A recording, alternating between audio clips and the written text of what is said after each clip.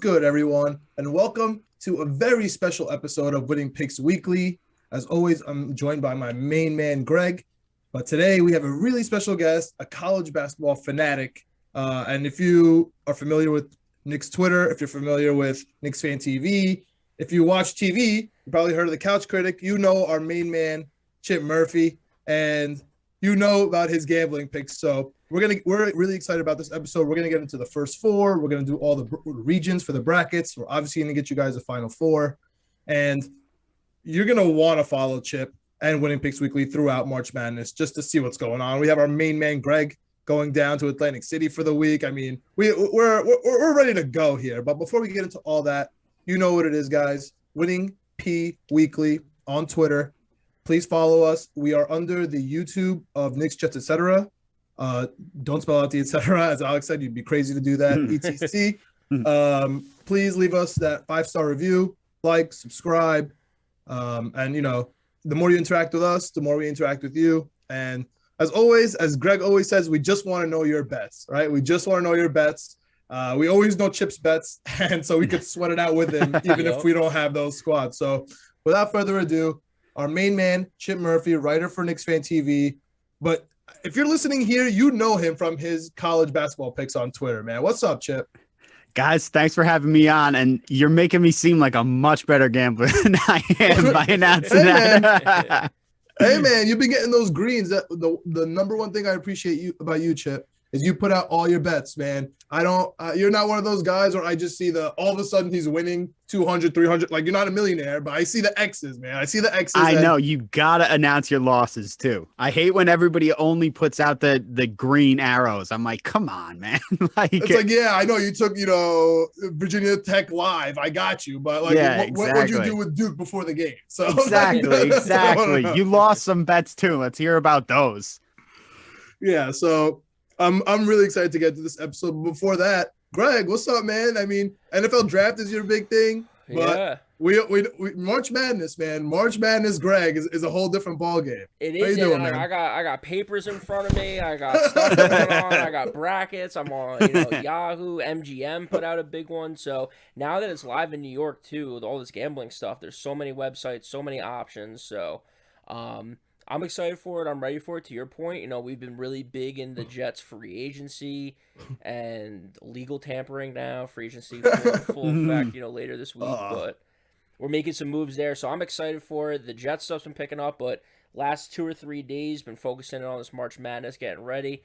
Brackets and everything came out last night, so it's been a full day of that. And I'm ready for it, man. I'm excited. March Madness is always great. I'm happy that we're at the full March Madness experience we're getting this year, so it's going to be exciting. Some good storylines and some, great gambling opportunities. So I'm excited to hear Chip's take. I'm obviously excited to give out our picks and stuff. So it's going to be a lot of fun. Yeah, let's go, guys. I'm just really hyped because, we talked about it a little bit before we got on, but I haven't heard really anybody's analysis. It's Monday night. Yeah, the brackets just came out. The play-in games aren't even here yet. So I'm just kind of excited to riff off and almost see what everyone else thinks, because we're all going to be wrong in the end. We're going to be wrong. They're going to be wrong. But somebody has to be right, right? Yeah. So maybe it's one of us. We'll see. I'm excited to see how it plays out before we get kind of, our brain gets a little clouded. But what we think, what somebody else thinks, what we heard, what I saw on Twitter, it's going to get convoluted. But, dude, I mean, I got this Knicks background. Chip is the KnicksFanTV writer. You definitely know him from Knicks Twitter, Knicks Jets, etc. My main man, dude, Coach Woody, Mr. Potato Head, taking Indiana in the Final Four versus Wyoming. I mean, I'm excited. I'm excited about this game. I know it's a late game on Tuesday, Indiana versus Wyoming, but Chip has been all over Indiana all year, so I have to start off there. I know it's the first four. I know it's not sexy, but what do you got, Indiana, Wyoming, man? Our main man, D. Wood. I mean, I'm surprised that they were in the first four in the first place. I thought that they would just get right into the tournament after how good they looked in the Big Ten. But, man, I'm happy they're in. I'm happy Woody's in the tournament. I was a little concerned, and then they made the nice push. And, look, I think they're going to win against Wyoming. I think they're going to be I think they're going to play well. I think they're going to win. They have a really good defense. I know Wyoming's defense is pretty good too, but they have Trace Jackson Davis, who is going to be the best player on the court and is an NBA player. I think both teams are going to play slow. It's going to be look to the under on that one, I think. But I like Indiana to win. I'm not sure if I like them to cover because they haven't been great on the road. And I know this may feel like a home game because it's in Dayton and it's like 3 hours away. I looked it up. I think like 3 hours away from Indiana. Yeah. So there's going to be a lot of Indiana fans there, but it's still different from being on your home court. And Indiana has not been a great road team this year. They played great in the Big Ten tournament, but this is a different thing. And Wyoming obviously is going to be on the road, but I don't know. I like Indiana to win the game. I'm not. Look, when it comes down to it, I know what I'm probably going to do. I'm just going to be like, it's Mike Woodson. I'm just going to take them. But right now it's 4 points, and I'm waiting. I'm hesitant, and I'm hoping it goes down a little bit. There's some late action on Wyoming. But I think people were just hammering Indiana at the beginning because, it's Indiana. It's a name, like they did with Michigan State. We'll talk about them later, I'm sure, and which was absurd. We'll talk about how overrated Michigan State is later. It's ridiculous. Yes. Let's go. Yeah, but I do like Indiana, so I like Indiana to win that game for sure. All right, yeah. I mean, that's where. I mean, you alluded to it a little bit, but I know, like, as Greg likes to say, our dumb gambling brain is right there. Like, I know right before tip-off, I'm going to say Woodson. Yep. But dude, 85% of the money on Indiana and 65% of the bets on Indiana.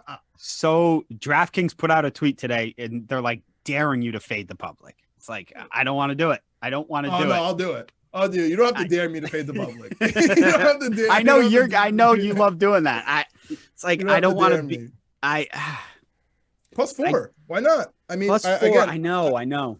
I like Indiana. I also think they're gonna win the game. Are you gonna like fall off your chair if Wyoming wins? Are you like, oh my god, upset of the century? Oh, of course not. No. Indiana hasn't looked great all year. They just played great recently. Yeah. That's why I gotta take the 4, and especially because the public is all over that. I for me, it's just in my veins. Like it's not dumb. I physically cannot. And they're all over it. Yeah. And they're all over it because they see the word Indiana and they're like, oh shit, it's Indiana. Yeah. Maybe Indiana's back. Yeah. All right. So the first game, I don't have much on. Greg, do you have anything on Indiana, Wyoming? Do you have anything on the Texas versus Texas game? I'm taking Indiana. I'm going Indiana and the under. I was thinking that before, Chip. So this is what's starting to happen. You were talking about when gamblers get together, they start taking out their picks. And as soon as Chip said that, I said, God, I gotta go Wyoming now because I liked Indiana and the under. Yeah, that's what I'm saying. Everybody likes Indiana, but that's how it goes. So we're gonna give out our picks. I'm not changing anything from what I put down on my paper today before I talk to anyone. But there are a couple spots where, and I want to get Chip's opinion, John. I want to get your opinion throughout as we go. I've been hearing a few people talk about the same teams over and over. Early still, it's only Monday, but I'm not so plugged in that I'm wondering like what's going on. So with Indiana, those are one of those teams where I think, to Chip's point, it's kind of the name recognition thing. They're just going Indiana, they see Indiana, so I'm rocking Indiana first pick of the tournament. I'm locking in those 4 points. I'm giving those away. I'm okay with that. All right, you're gonna stay away from the Texas game, the 6 o'clock. I physically cannot stay away from the first game of the NCAA tournament. It does not matter. It's gonna be so tempting. You're gonna love to watch it, and you're gonna like look up some stats. I know I'm gonna look at KenPom and see what their rankings are, and just go based off that. Work is gonna be over. 7 o'clock Eastern tip. You guys aren't touching it. I'm probably gonna at least look at it. Maybe take like the over, look at the points or something. All right, it's at 135.5. It looks like the percentage of bets is 60% on A&M, but the percentage of money is on Texas Southern. They moved from -3 to -3.5. And it looks like Southern is the pick here, just based on the board. So if you're listening, you want, kind of where I would be leading here. I would be leading towards Southern just based on that. Jumping to Wednesday, the second day of the first 4. And again, I'm going to jump right into the second game. I mean, they got it right so far with the prime times here. Yes, they did. And it's not Greg's local squad. Greg has some other local teams here, being the upstate New Yorker, but Rutgers, man, Rutgers is a local team here. That's the team that I go see when I'm here, whether it's football or basketball. And I don't know if it's me being a homer. I don't know if it's because it's a money line. I don't know if it's because Rutgers has been pretty good, but only at home.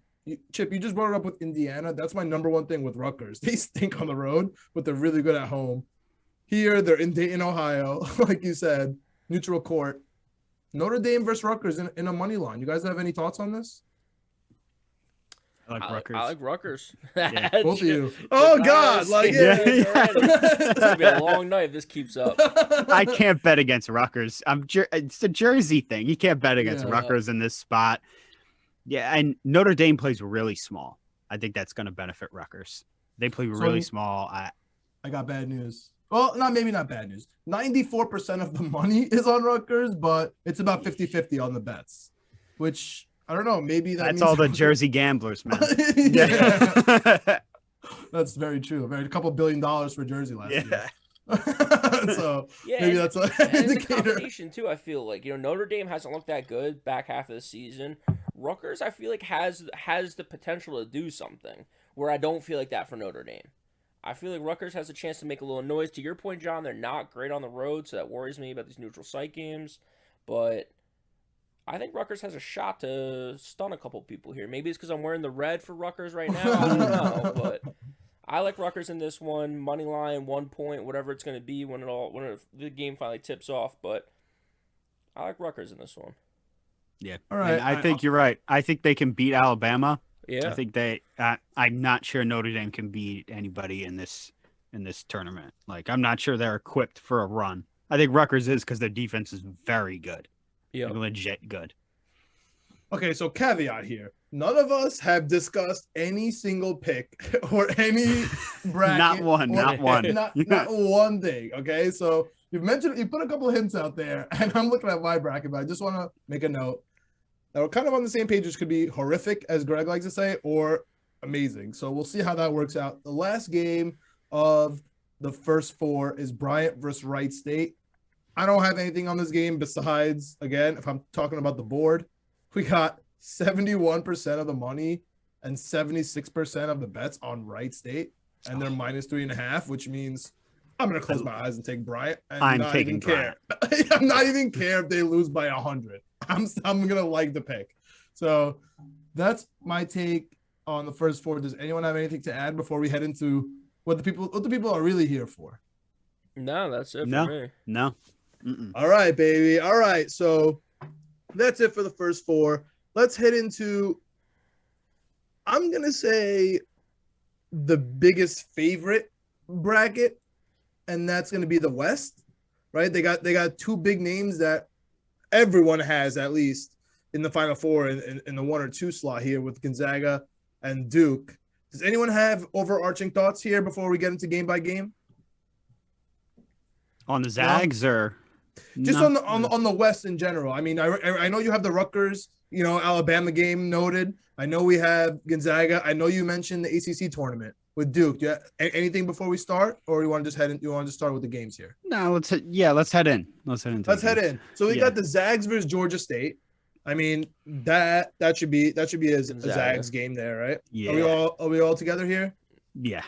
All right. I think that we're already gonna be on different sides here. So we got Boise State at Anthony Hardaway's Memphis Tigers, and all I see in my brain when I see Memphis is missing free throws. I know I got to move past it, but that's literally all I see in my brain. Like from Derrick Rose when he missed the free throws? Just in general. Didn't they miss after too? And then we started looking at the Derrick Rose ones a couple years after. Like they're a little weird. What I really don't like about Memphis this year specifically, because I just love Penny Hardaway, so I just tend to watch Memphis games.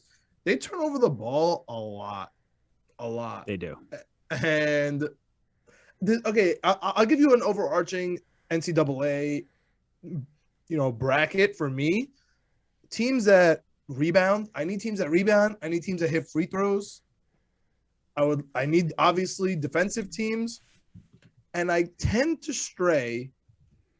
Besides one team this year, which I know is going to screw me, but I tend to stray from teams who just shoot threes. Right? They're really because it gets tight. I don't know what it is about March Madness, but it gets tight sometimes, and they miss. I don't know if it's the outdoor stuff. I don't know if it's the neutral field. I don't know if it's because the pressure of it being the tournament. Yeah, like teams have a kind of a lot to think about. You can just have an off night. They think about you though. They're like preparing for you like a playoff game instead of just like, all right, yeah, whatever, game 6, like let's just go. So do you guys have any like rules like that you guys like to go on? With the mid majors, I look at like if the team has a great like if the team won based on their great defense and that's how they got there, I tend to not pick those teams because I tend to think like, all right, if they locked up their own conference all year long, they're probably not going to be able to do that if they're going up against like some ACC or SEC team. What are the odds they're going to be able to do that? But if they have a great offense, we're going to talk about the San Diego State later or who? Hell yeah, Chip. Not San Diego State, South Dakota State. Sorry, yeah. South Dakota State. Yes. That's who I was thinking of. Yeah, a team like Providence. That. Let's go. Yeah, we're talking about them later. I'm hyped right now. Yeah, a team like that who has a great offense. That's the kind of team you need to look at. Not. All right. So, Greg, do you have any overarching things for March Madness? Turnovers, and offense, and free throws. I think you gotta be able to shoot the 3 ball in order to make a run.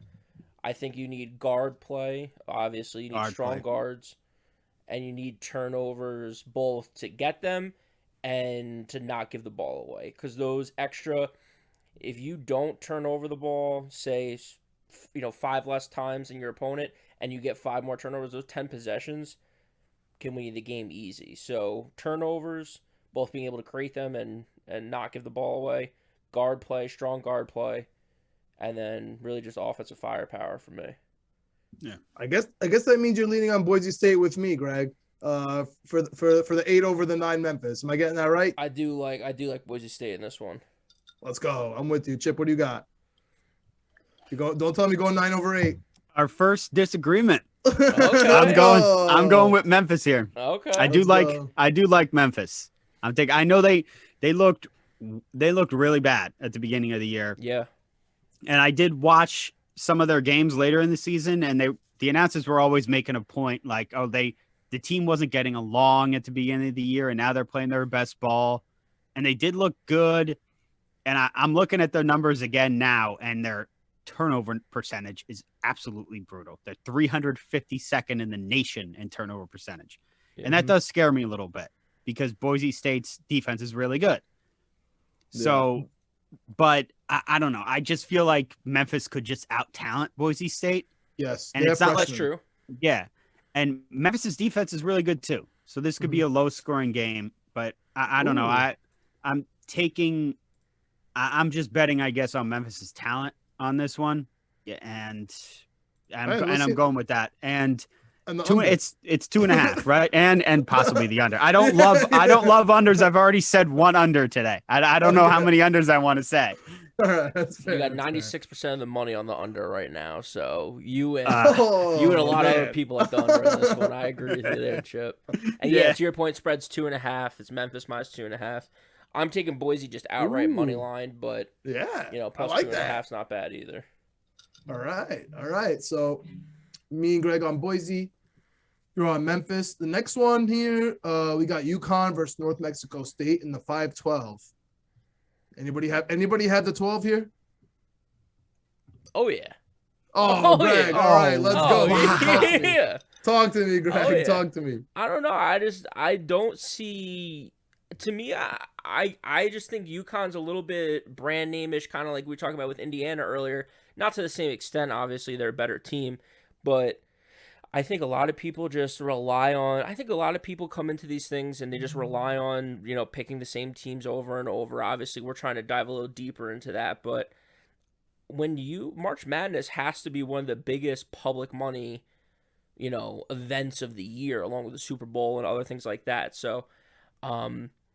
I just think that people are going to go a little heavy on UConn. I think it's going to be closer than people think. obviously. I What's think the these spread? I don't know. Is it far? 7. Dude, It's 7. I was about to say 7. this should be an almost double-digit spread. UConn is really good. I don't think they're as good as you think. I don't know if they're they're really good. I think they're good. I don't. Maybe it's just because I hate UConn. Yeah, Yeah, and I yeah, was that's raised fair. in a Syracuse household, Okay. and my dad and my brothers, they hate UConn, but I don't buy Danny Hurley as like this championship coach, and I don't see this team. But that's not saying they're going to lose to New Mexico State. I don't. Yeah, they want. I mean, they're killing it on the boards. Again, that's one huge thing for me. I think offensive rebounds too. They get a lot of second chance stuff going on, but they killed them in the Big East. Like the Big East was really good this year for the first time in a long time, in my opinion. I know that we got a little hyped when Patrick Ewing and Chris Mullen showed up as coaches, but it just wasn't there. I think this year actually it was a lot of good talent. To go 6-1, to make it to the semis, I see that they're not. I'm with you on Hurley. I'm not this big Hurley guy, but I don't know, dude. I think they're gonna absolutely kill New Mexico State. I think it's not gonna be my. double-digit. There's always a 5-12, but this isn't my 5-12 pick. I got one. I might have 2 of them at this point. I don't know. We'll see. I guess we'll get to the okay. whole bracket. But yeah, I know. I'm just picking my spot here. I think there's going to be a little bit. To your point, at the end of the day with this bracket, John, when you kind of tee this up the West, I do like the favorites as they come out, but I need a little upset throughout the whole, each little division. So I think New Mexico State spread makes sense though. yeah, +7. Like +7. I think UConn not covering in a tournament game, that makes sense. Like them coming out slow, them scoring like 25 points in the first half or something. I could totally see that. Yeah, I'm with you. I just New Mexico misses a lot of shots. But moving on, and we're talking about upsets. This is my only 13-4, and I feel like this is an easy one. I don't know. I might be crazy here, but I love Vermont. I know they're catching 5.5 here. I don't know. You talking about bias? I got the America East bias. I would say, here, as a fellow Great Dane, I'm disgusted right now.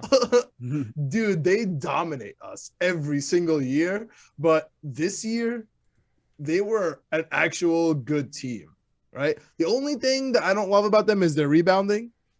But when you play in the America East, you kind of don't have to rebound. You just kind of rain threes. Like they were just raining threes on us. They didn't miss this year. Vermont has been so good, even outside the conference.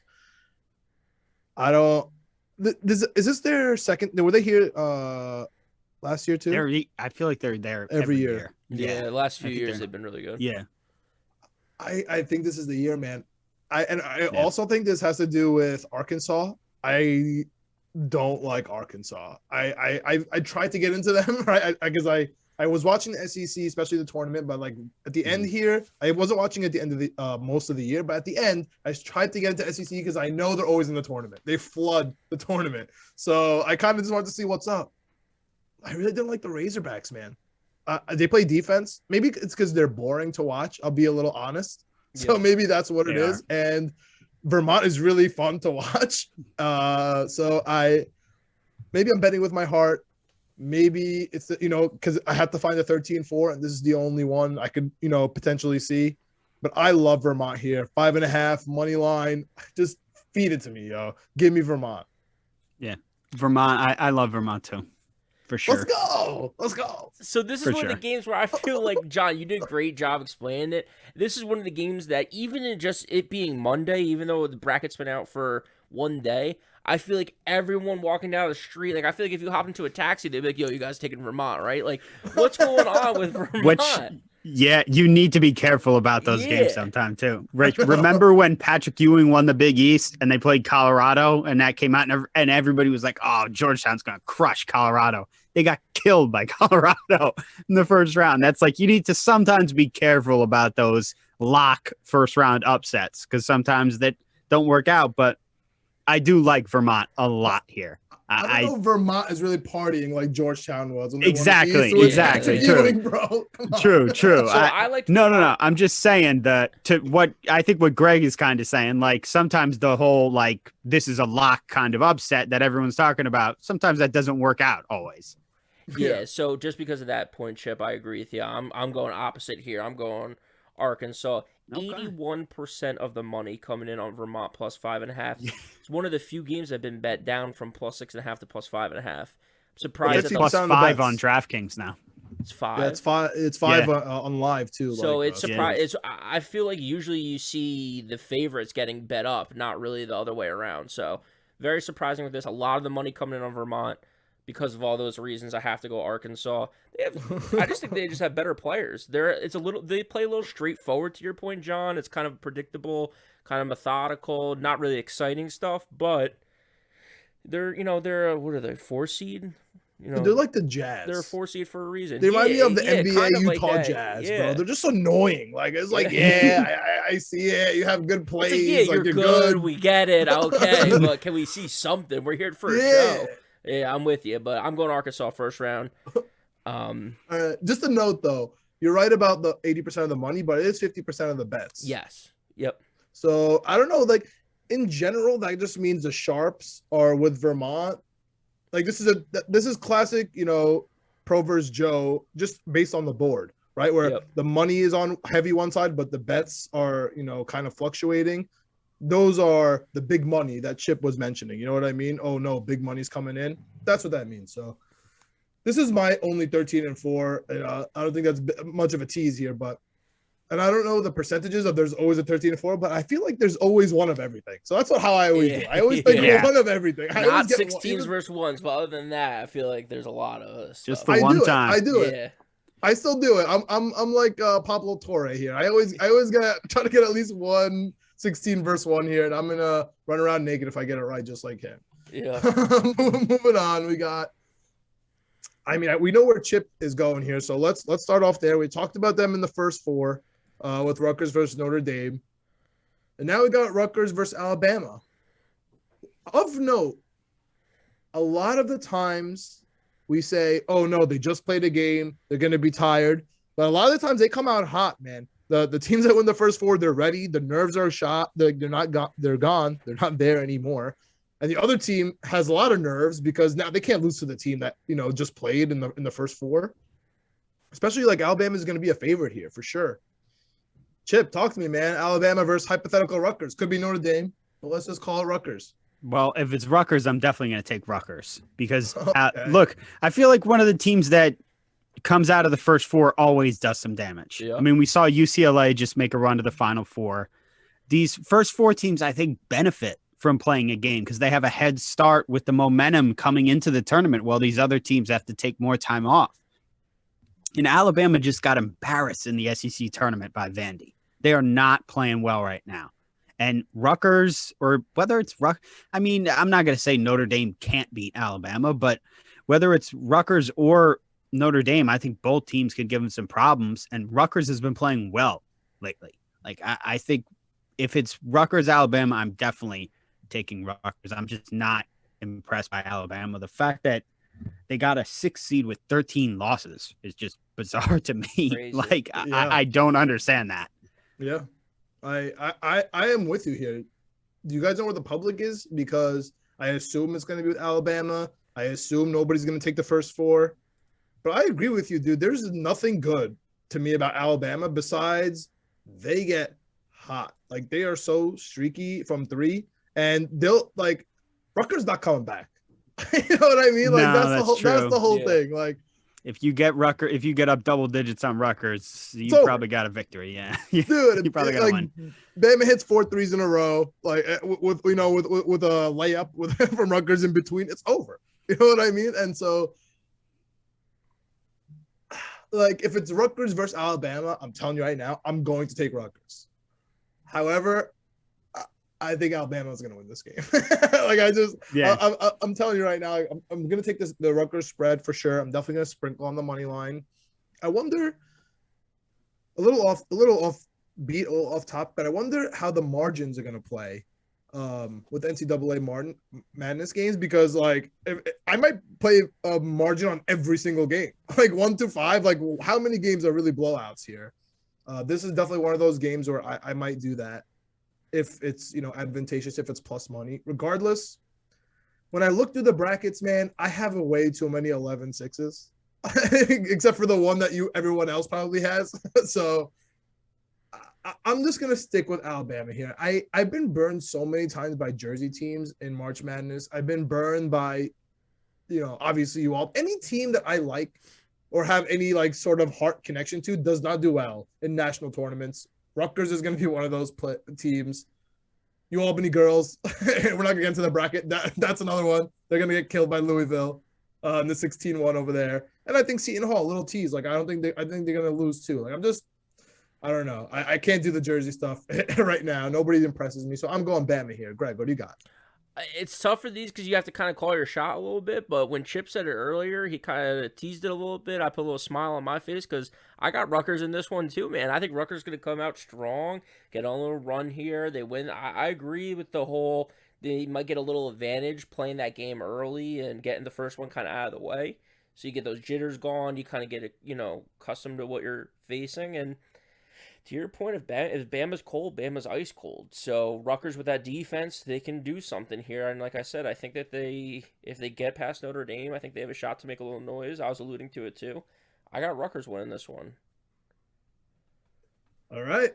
Moving on to Texas Tech versus Montana State. This is one of the biggest spreads, especially not in the 116. This is 15.5, boys. 15.5. I'm not going to do anything crazy here. Texas Tech has NBA players, bro. Like I'm not touching that. Terrence Shannon can shoot. I'm not going near Texas Tech. So I'm not going near Montana State. I'm riding Texas Tech the whole way here. Anyone have anything different or any notes on this game? Wow. Texas Tech has like the best defense in the country. They're not losing a first round game. No. Yeah, I'm with you. I'm just trying to see what the total is for this game. I don't know if 131.5. I see 131. It's a 15-point spread. Makes me think about taking the underdog and the points. Obviously not to win outright, but just because it's a low total and it's a high spread, gets me thinking a little bit. I'll have to look into that closer as we get closer here. But Texas Tech for me for sure. Moving on the first round. Yeah, dude. Montana State is outside the top 125 in offensive and defensive efficiency, according to Ken Palm. That's gonna be a tough one. I could rock with you on the under there. We're all in agreement here. Greg, you talked about the smile on your face when Chip was talking about Rutgers. I am so happy that he is with me on this Big 10-7 here. I'm all over Steph Curry University. I'm all over Davidson. Michigan State, Tom Izzo, they stink. I know everybody wants Izzo versus Coach K. I'm with you. I know that's fun. Tom Izzo, his team stinks. The spread is -1.5. That is purely based on name here. I can't really think of anything basketball-wise why Michigan State would be here, except their schedule. They played real teams and Davidson doesn't. So the Big Ten's really good. The Big Ten's really good. Michigan State's not, but the Big Ten is. That's the only thing that gives me a pause. I have a couple of 10-7s rolling. This is one of my favorite 10-7s here. I love Davidson, man. They're nasty, dude. I know they're 3-pointers. I'm not supposed to take them, but they're efficient. Like they're just an efficient team. And I know they're Davidson. I know they don't play real teams, the Atlantic 10. Like I'm with you, but I'm taking Davidson here. This is going to be one of the first quote unquote upsets because everyone has Michigan State Duke. I'm going to look up the public while you guys go off on it. Chip, what do you got here, man?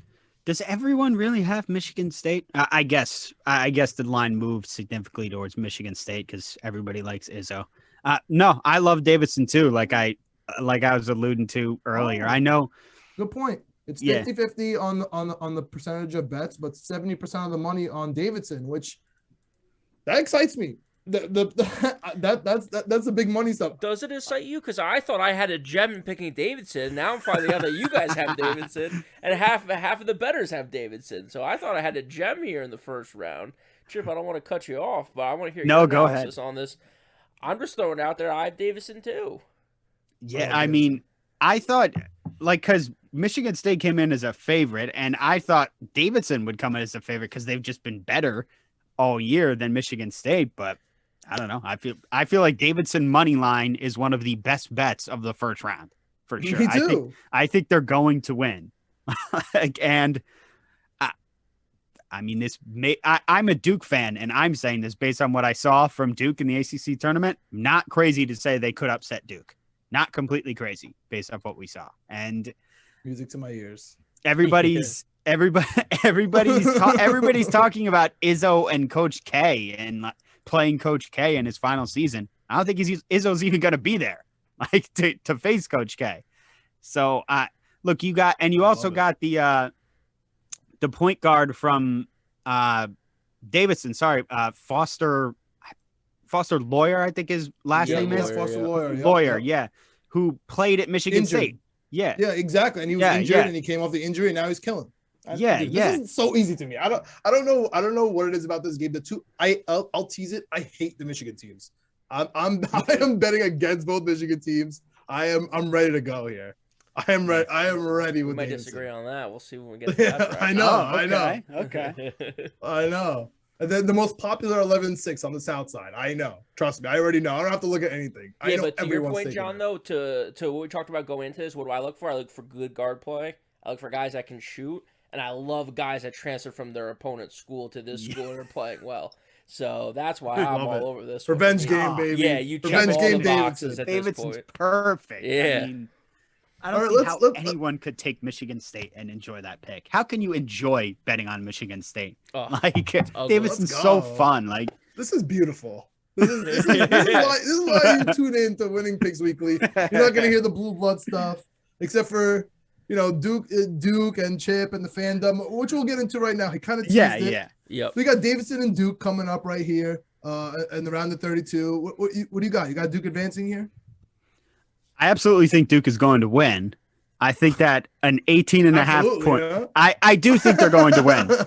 Maybe absolutely was a little strong. Absolutely is a wild word to use. Yeah.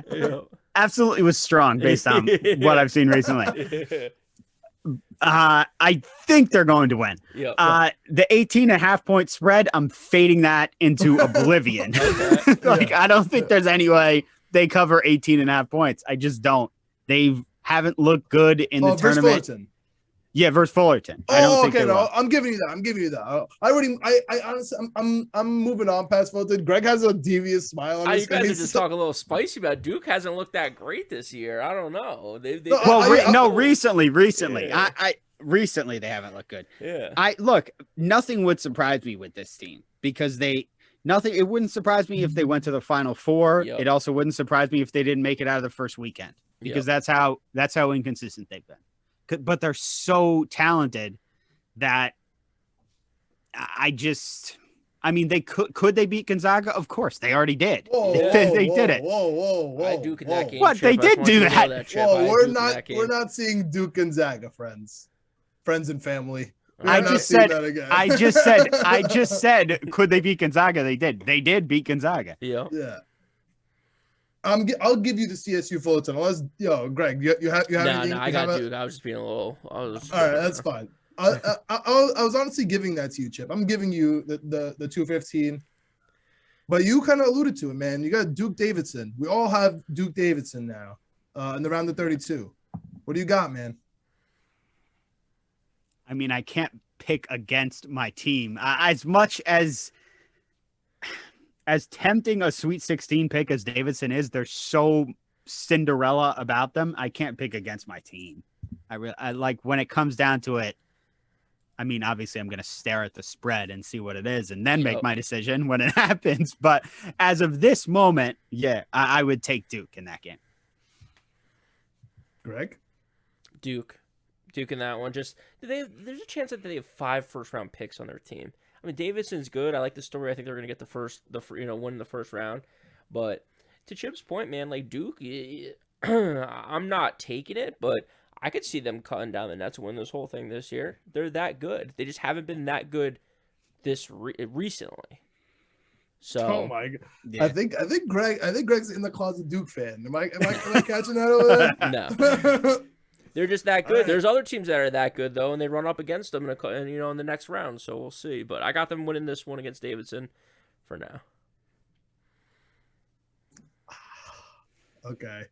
What you think, David? You got Davidson over Duke in the second round? I don't have that chosen, But you guys are a little confident over here, and it's making me want to. It's making me want to change. It wouldn't make too I'm much giving of a you the difference wrong for me. impression. I'm not confident about this tournament at all for us. Okay. Okay. Okay, fair. Okay. Fair. We lost when we had the greatest recruiting class in the country. We didn't make it out of the Sweet 16. So Fair.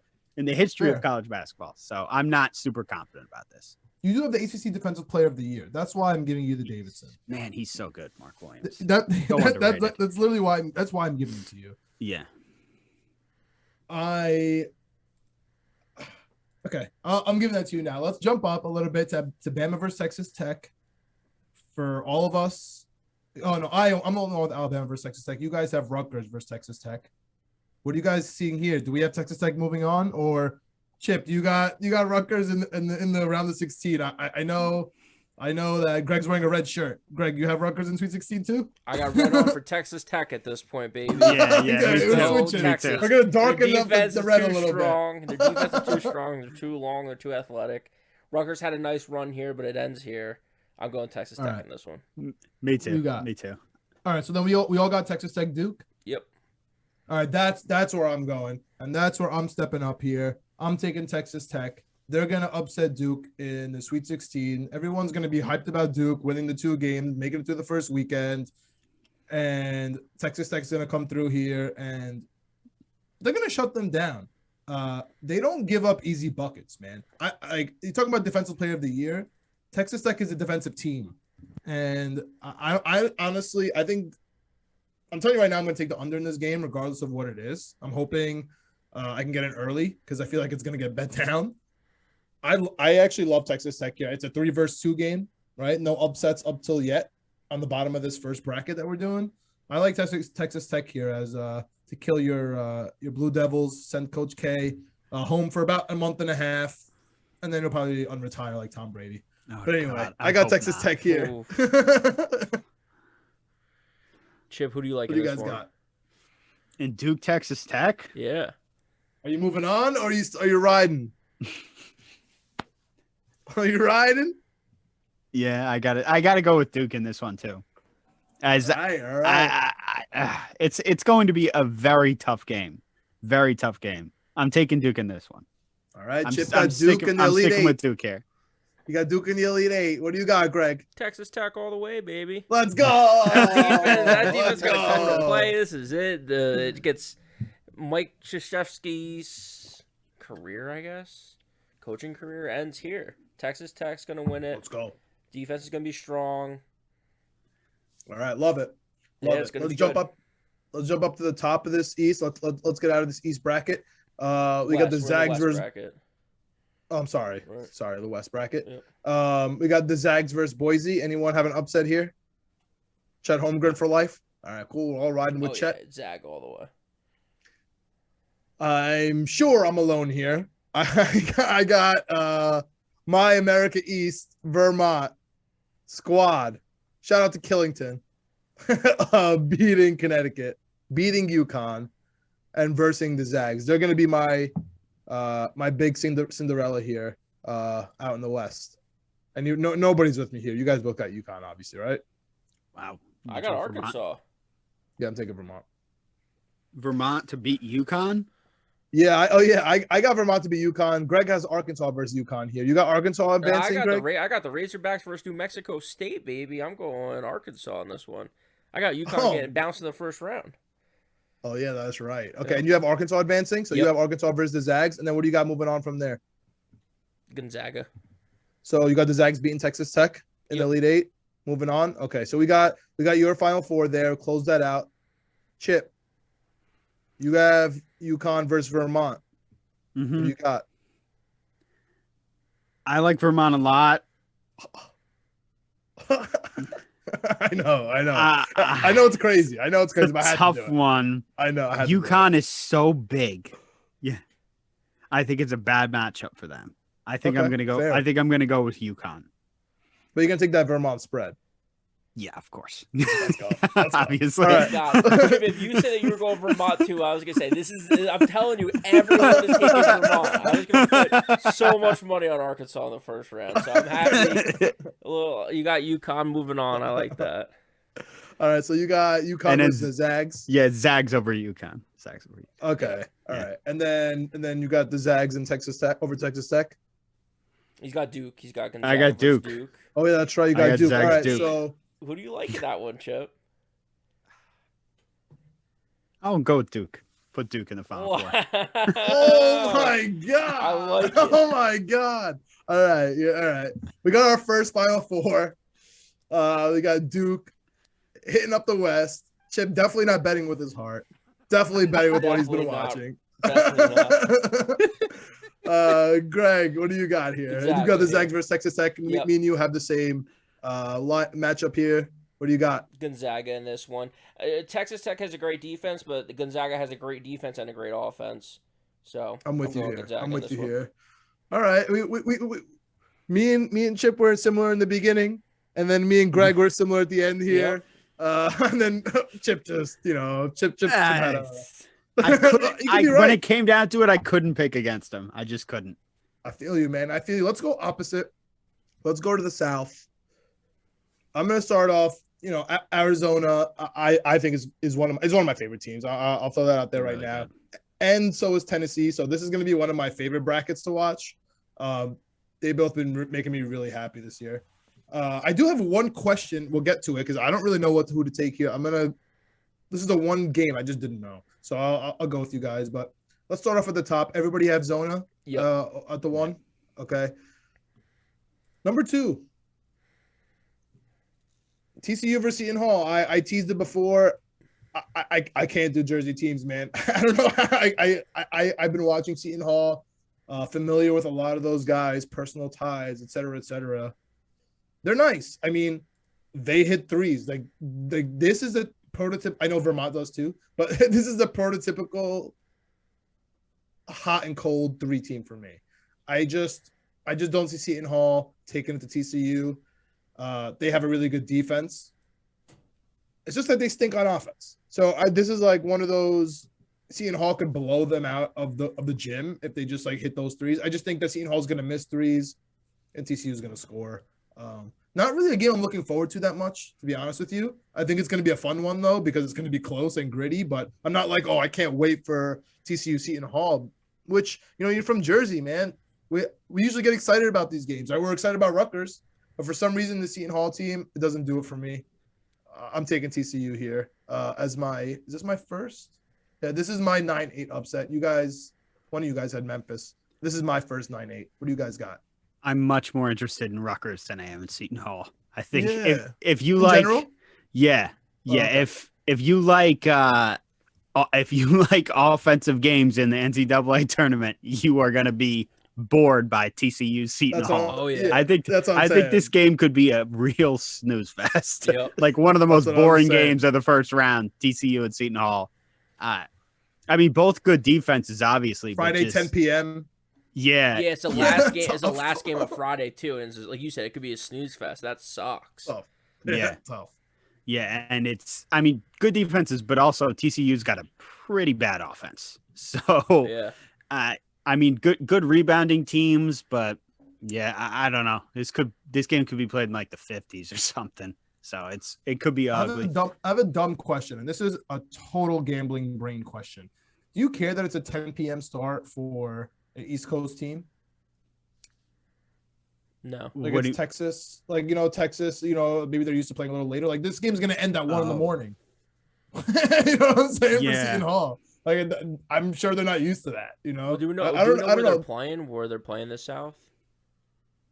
Oh, I should know that. Oh, give me 1 second. they play the opening games because they don't play the opening games in the Like Friday South. evening. Oh, this is in San Diego. yeah. Yeah. I was gonna say it can't be in Texas, or anything in the middle there. So it's in yeah, San so Diego. I mean, there's definitely a 7 p.m. possibility like game. jet lag and stuff like that for sure. But for them, it's good. Okay, so For it us, doesn't it's gonna matter. finish at 1 o'clock because we're on the East Coast. And Well, just in their brain, like Yeah. if we do that for football players, I just feel like for college kids, we got to think about it. That's just, that's just how Yeah. my brain goes. I agree. But again, dumb gambling brain. I'm going TCU here. I'm just giving myself more excuses to go TCU, I guess. Any thoughts here, guys? Besides that you don't like. Besides that you like Rutgers over Seton Hall. I think the Chip's point is going to be low scoring. It's going to be late in the day, so you either have a money line game. You either have a ton of money or you don't. So it's going to be interesting. I'm going TCU in this one though. Nothing fancy, nothing crazy. It's an 8 versus 9. Yeah, I think I'm going to go TCU too because Seton Hall's just been so weird all year. Tough to predict. Like a lot of Big East teams, they've been tough to predict all year. And I don't trust them to win like in a one game setting. Like they're a weird team. I'm going to take the TCU in this one. Does no offense bother you though in Madness? Like if you can't score? Yeah, yeah, for sure. But I feel like both teams are kind of in the same boat. Yeah. I mean, neither. Seton Hall scores. I mean, Seton Hall's a better offense than TCU, but they're not like an incredible offense. Sure. Okay.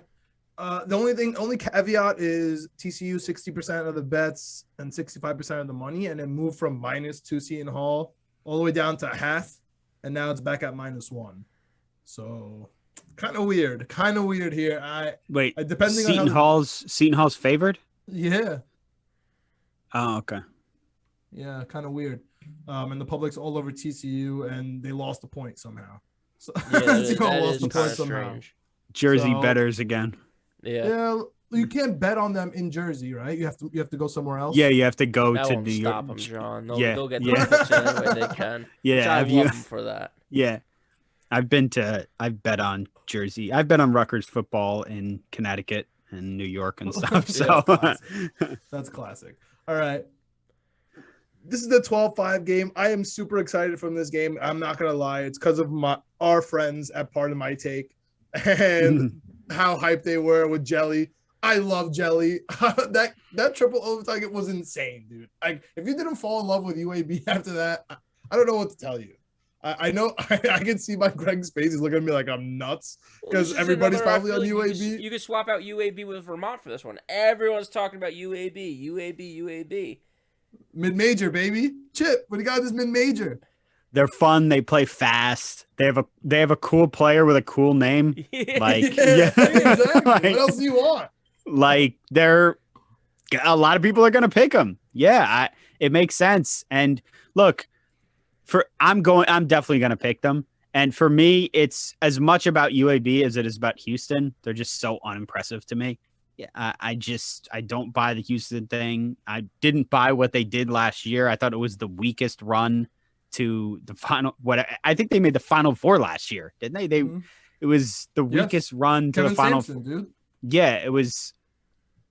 I just don't buy them at all. Their Ken Pom stats are so good, and they're everything about them says that you should pick them to make a deep run, and then you watch them play and you're like, I can't buy in, and then they get made a 5 seed, and it makes a ton of sense why they're. And I got to look up the spread now because it's 8.5.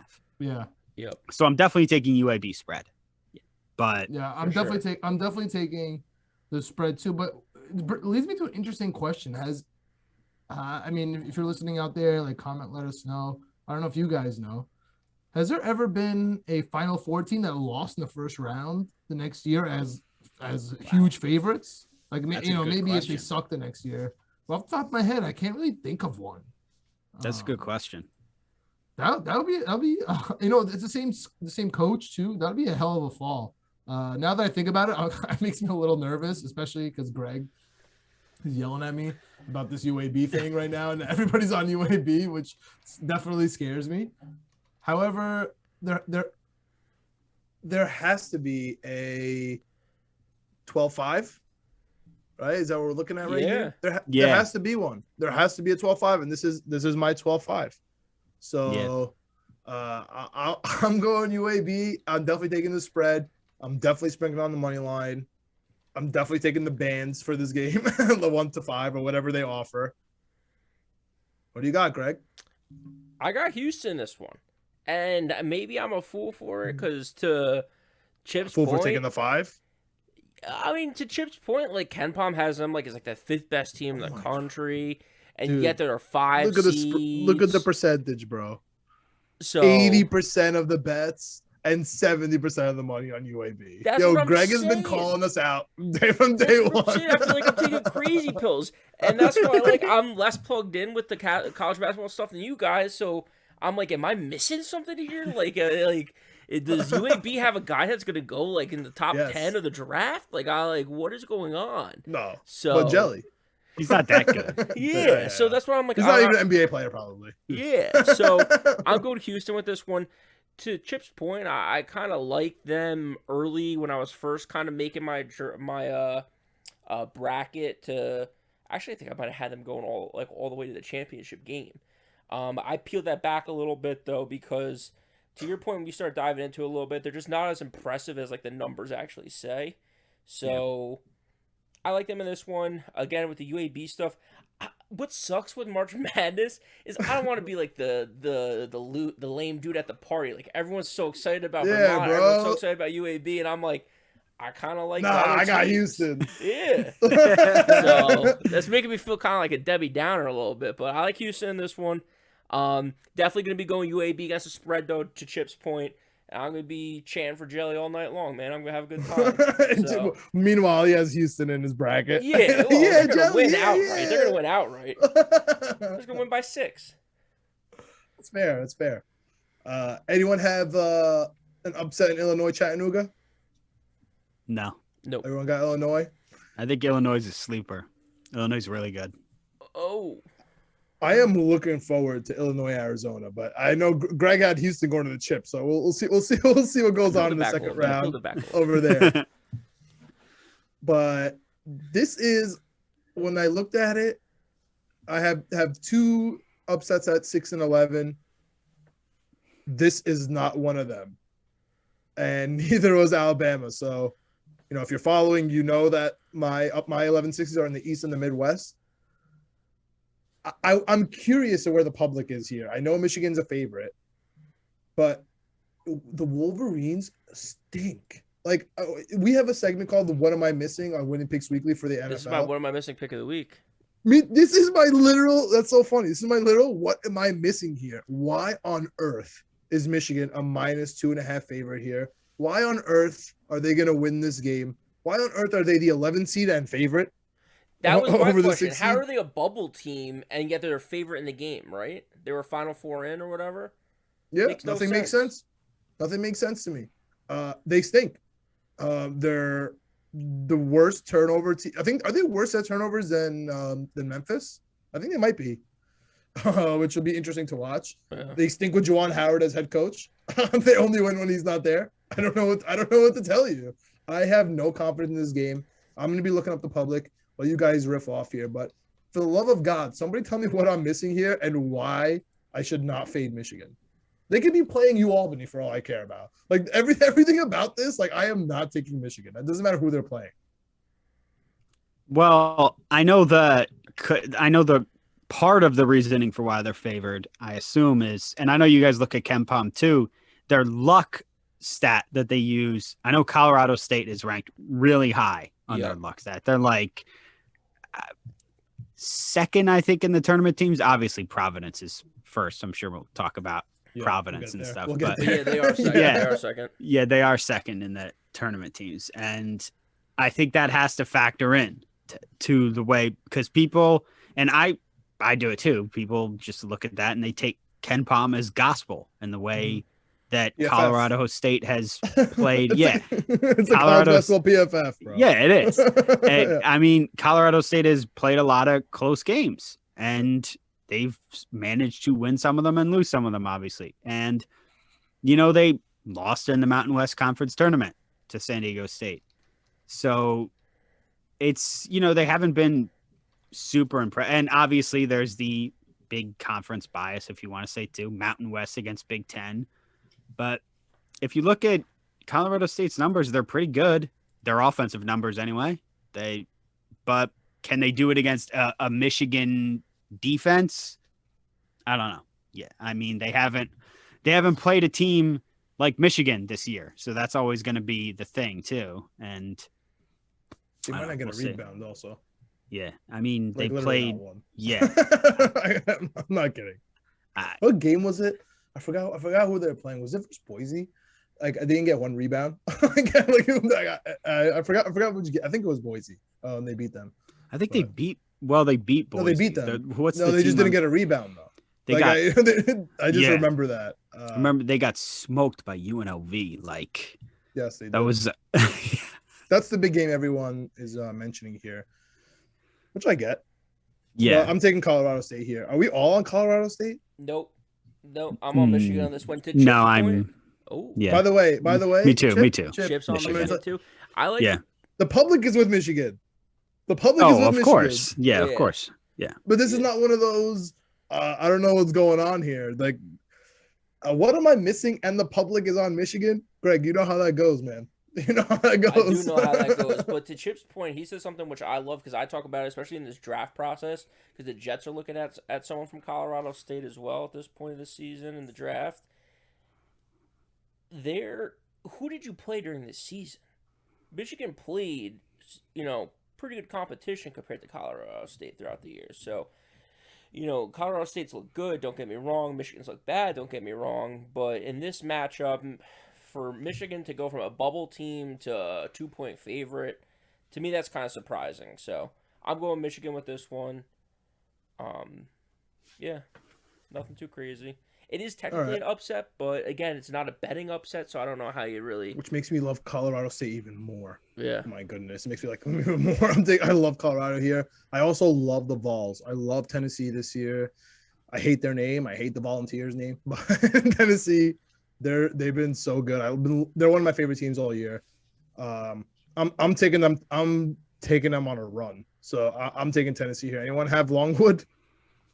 Don't have Longwood. I'm gonna fight you if you do. Okay. So I don't. I'm taking Tennessee. Loyola Chicago versus Ohio State. It's another school. That's another school. Well, just because they had the nun. But again, it's like every year. It's like, oh, Loyola, But they they're keep going to make a winning run. every year. Loyola, they're going to make a run. At what point are they going to stop being a Cinderella story and actually just be a good basketball team? Well, they're not a Cinderella story this year. They're favored against Ohio State. That's what I'm saying. Yeah. They're Right. favored, man.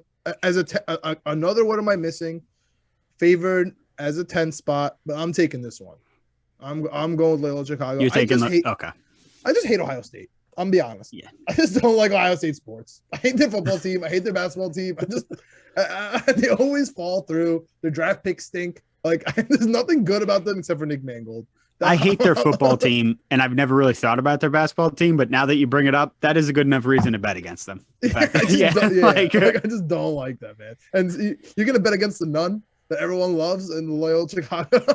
I'm going Ohio State, man. Everyone keeps talking about these games, so I feel like I don't know. I like fading them. I like fading the public. I think the public's all over Loyola. I'll take Ohio State in this one.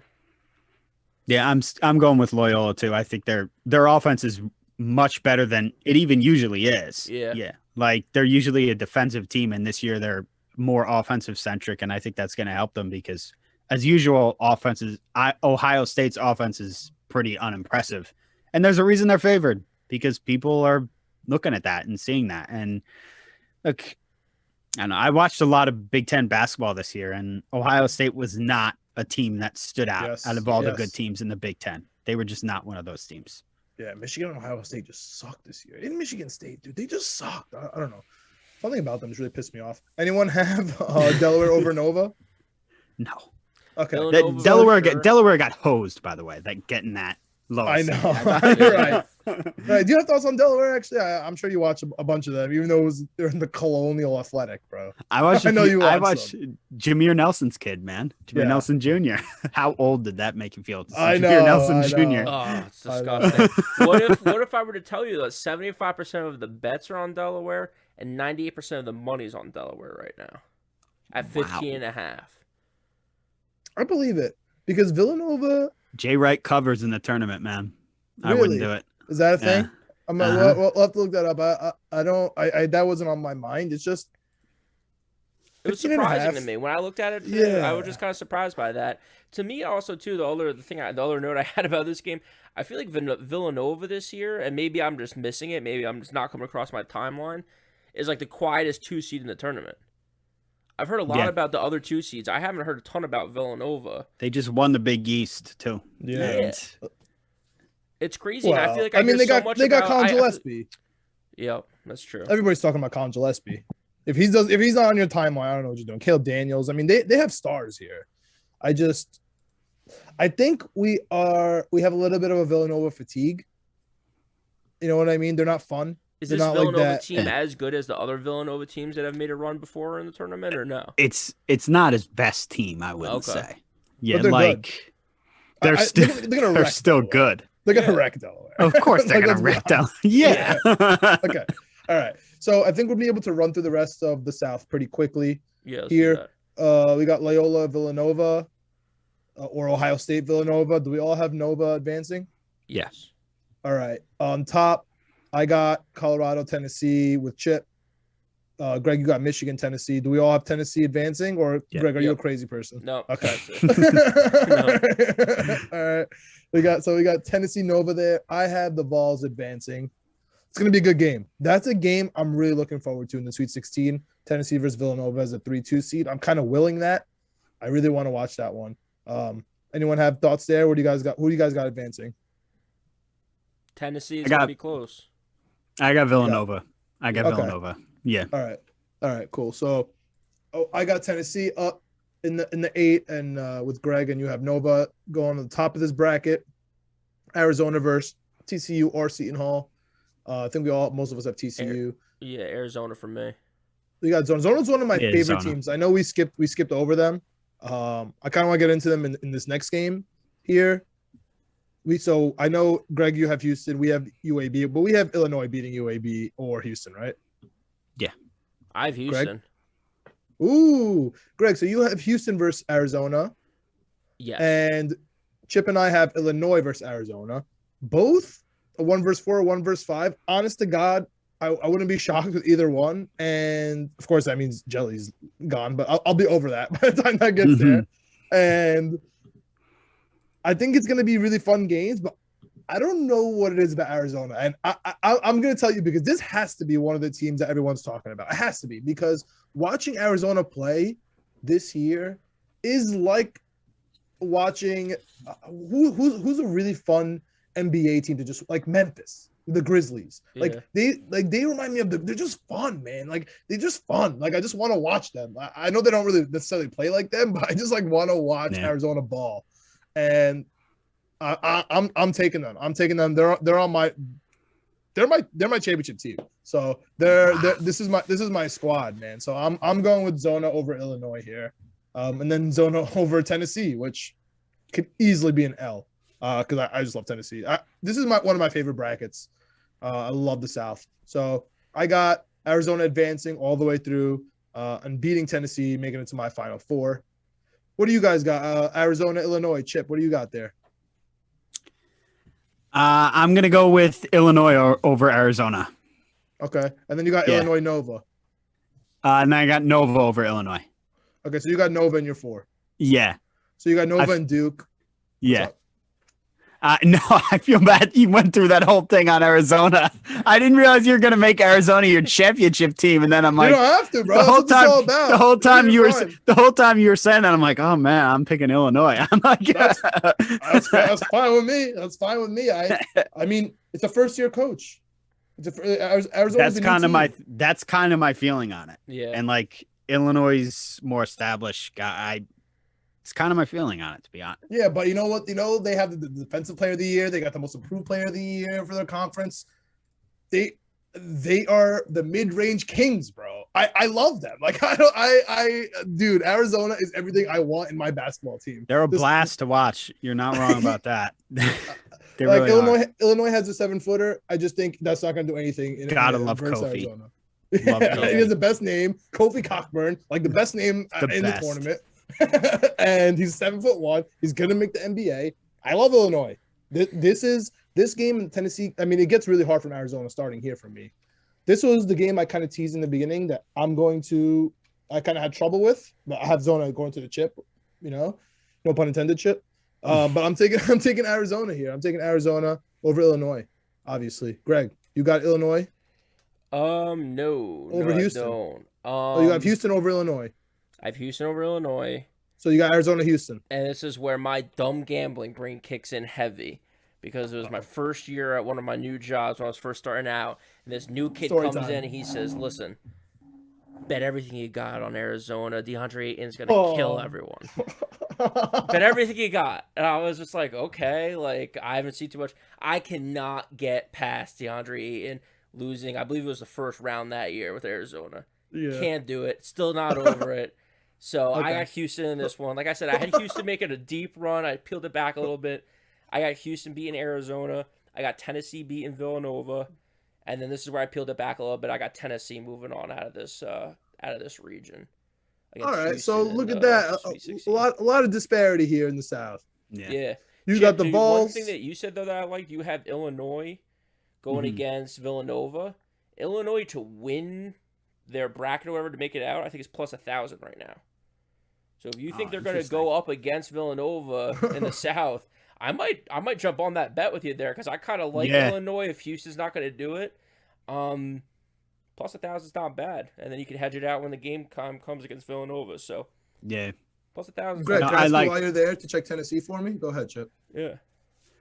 No. I was just going to say I like Illinois a lot. And, when a team loses in the conference tournament, I think we sometimes take them out of the equation to win the national championship, and that doesn't always happen. Like, I remember when Duke won, when they had Okafor and Jones and Winslow, they lost in the ACC tournament and then won the national championship. So it doesn't always work out that way. You don't win your conference tournament and then win the national championship. It's not how it works.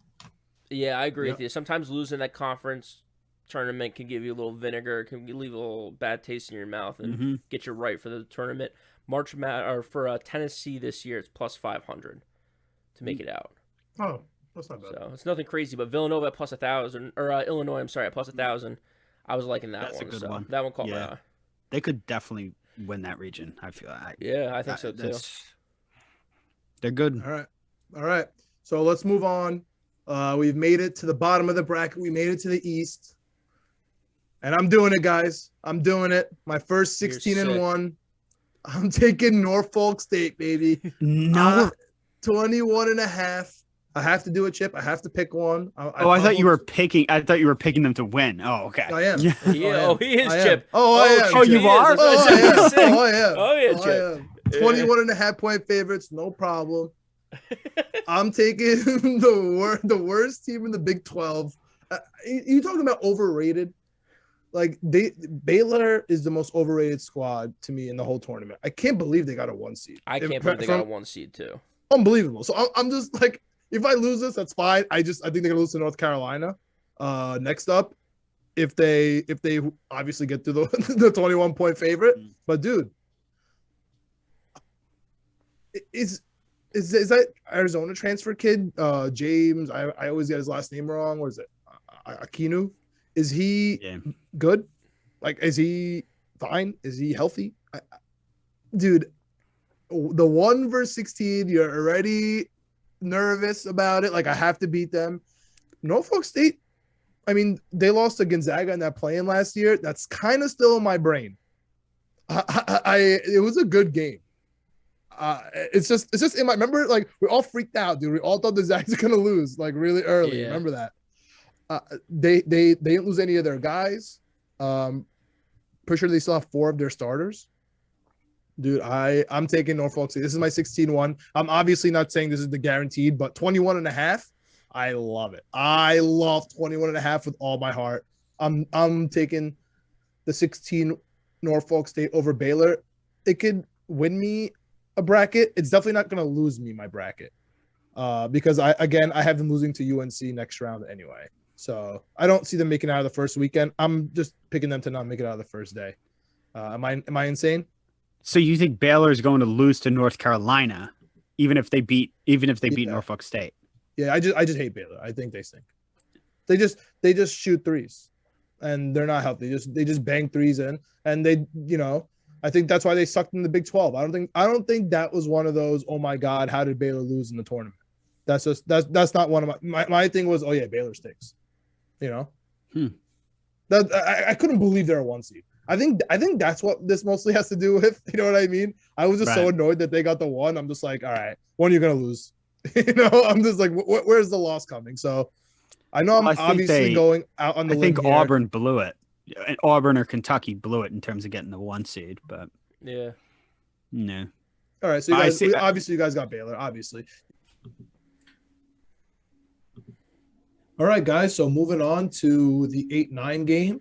I alluded to it. I can never get Marquette right. That's just my team. NCAA. I just can never get them right. And as I alluded to it, I have Baylor either losing to Norfolk State or definitely to North Carolina. So by default, that means I have North Carolina, winning this game. I got some friends down in, UNC affiliated with the basketball squad. So maybe I'm betting with my heart here. I know the Duke fan, in the closet Duke fan and Greg and the real Duke fan and Chip are going to have something to say about North Carolina. But yeah, this is definitely an 8 over a 9 for me. No upset. I'm sure one of you guys have Marquette. What do you guys got going on here? I don't have Marquette. Actually, I got Carolina. I bet with my heart big time on Duke on the Final Four. I'm not betting with my heart here. I've seen too many Shaka Smart teams get beat early in the first round and the second round to bet on him to win. I'm taking Carolina here, and probably Carolina spread too. Talk to me, Chip. Talk to me about UNC though. What are your overall? I know you watch a lot of ACC, obviously. What are your thoughts on North Carolina this season? Yeah, I know they looked weird in the ACC tournament after whooping up on Duke. People probably expected them to maybe win it, but they've been like that all year, kind of. Yeah. They're either feast or famine because of the way they play offensively, and they shoot a lot of threes, they score a lot of points, and their defense just really isn't that good. And they've been inconsistent this year, like a lot of ACC teams. The ACC just wasn't that good this year. Yeah. And look, North Carolina is going to score a lot of points. They shoot the ball really well, and I just don't see how Marquette can score enough points to keep up with them. I know Marquette's offense is better than it was like last year under their I think Woj was the coach last year, but I just they don't get boards. Yeah, they don't get boards, and I know I'm looking at Carolina's stats. I'm like, Carolina Caleb Love, right? Is it just Caleb Love and friends? That's what I feel like I'm watching. Well, Armando Bacot too is really good. Really good. He's the all CC guy, right? Yeah, and Brady Manick is a shooter. Yeah, I mean, Carolina has some really good players, and not that Marquette doesn't. Marquette has really good players too. I just think Carolina is going to score too many points for Marquette to be able to keep up with, and I didn't like what I saw from Marquette in the Big East tournament. I thought that was a chance for them to really prove themselves against Creighton, and they came up short. And towards the end of the season, Marquette lost to DePaul, and to me that was kind of like a classic Shaka Smart loss, just coming down the stretch, an L. And look, we were talking about overrated with Izzo before. To me, there's no more overrated coach in the country than Shaka Smart. I mean, he's made one Sweet 16 in his whole career. That year he went to the Final Four with VCU, and he's done nothing since. And he's just made so much money off of that. And I just wouldn't put it's Nick Wright. Nick Wright made money off that one too. Yeah, exactly. Yeah. Exactly. I wouldn't bet on. It's more against Shaka. And I know Hubert Davis is a rookie head coach, and there's something to be said for that. But I also think Carolina has a better roster. And like I said, you asked about what I thought of Carolina. Yeah, I think they score a lot of points, and that's like we were talking earlier about good offenses win and good guard play wins. Carolina has the better guard play and the better offense. And I just, unless they have a brutally awful game, which, hey, it could go that way. I don't see that happening. I don't think Marquette is good enough. Like they lost to Virginia Tech. Virginia Tech is better than Marquette. So I like Carolina here. And it takes a lot for me to say that as a Duke fan. I think Carolina will win this game. All right. Yeah. I mean, I'm a big fan of KJ Smith. I'll just say that. Oh yeah. Kenny Smith's son. I'm just a big fan of him. He's a cool dude. So I'm just rooting for him. I'm rooting for UNC. So I like UNC to win here and beat Baylor. But obviously, for our purposes, I'm taking Baylor to lose to Norfolk State. But regardless, I want UNC to advance here after the first weekend. Greg, what do you like? What do you think about UNC? What do you like about this game? I'm going a little bit against the grain here. I'm going Marquette. Betting wise, I'm definitely going to take the points. I think it's like 3.5 right now. So I think there's a shot this comes down to the wire. I definitely think that UNC is probably the better team. I do worry about the coaches on both sides. Chip, I think, made a lot of great points when he was kind of breaking it down. Shaka Smart definitely overrated, but I definitely think he gets his first NCAA tournament win here since going to Texas. I don't think he won a single game when he was at Texas in the tournament. So the thing for me is, like I said earlier, guard play. I think UNC has better guards for sure. But then I also said like offensive firepower and three-point shooting. I think Marquette's guys shoot pretty well from three. And then I think UNC, the stat I have here, perimeter defense, 255th in the country at opponent three-pointer percentage for UNC. So not the best defender against a three ball. Marquette can shoot pretty well from the definitely three. better defensively. You're right. Yeah. Yes. So, I know why you're going. I know why you're going Marquette, bro. I know why you're going Marquette. You're not slick here, bro. It's 96% of the money is on North Carolina and 85% of the bets. It's again North Carolina. I think it's one of those. It's the name thing. We talked about Indiana a little bit. We talked about a couple other teams. It's not your, it's not your older brother's North Carolina. It's not your daddy's North Carolina. It's a different program, a different. KJ team. Smith, bro. They're good. They're probably. He's your daddy's North Carolina. Yeah, facts. So yeah, I got Marquette in this one, but they don't make it too much farther for me. Here's the thing: I'm not going to be shocked because North Carolina. I'm kind of feeling the opposite of Chip. They haven't impressed me at all. Besides that one Duke game, like that was shocking to me. Like they've been pretty mediocre all season.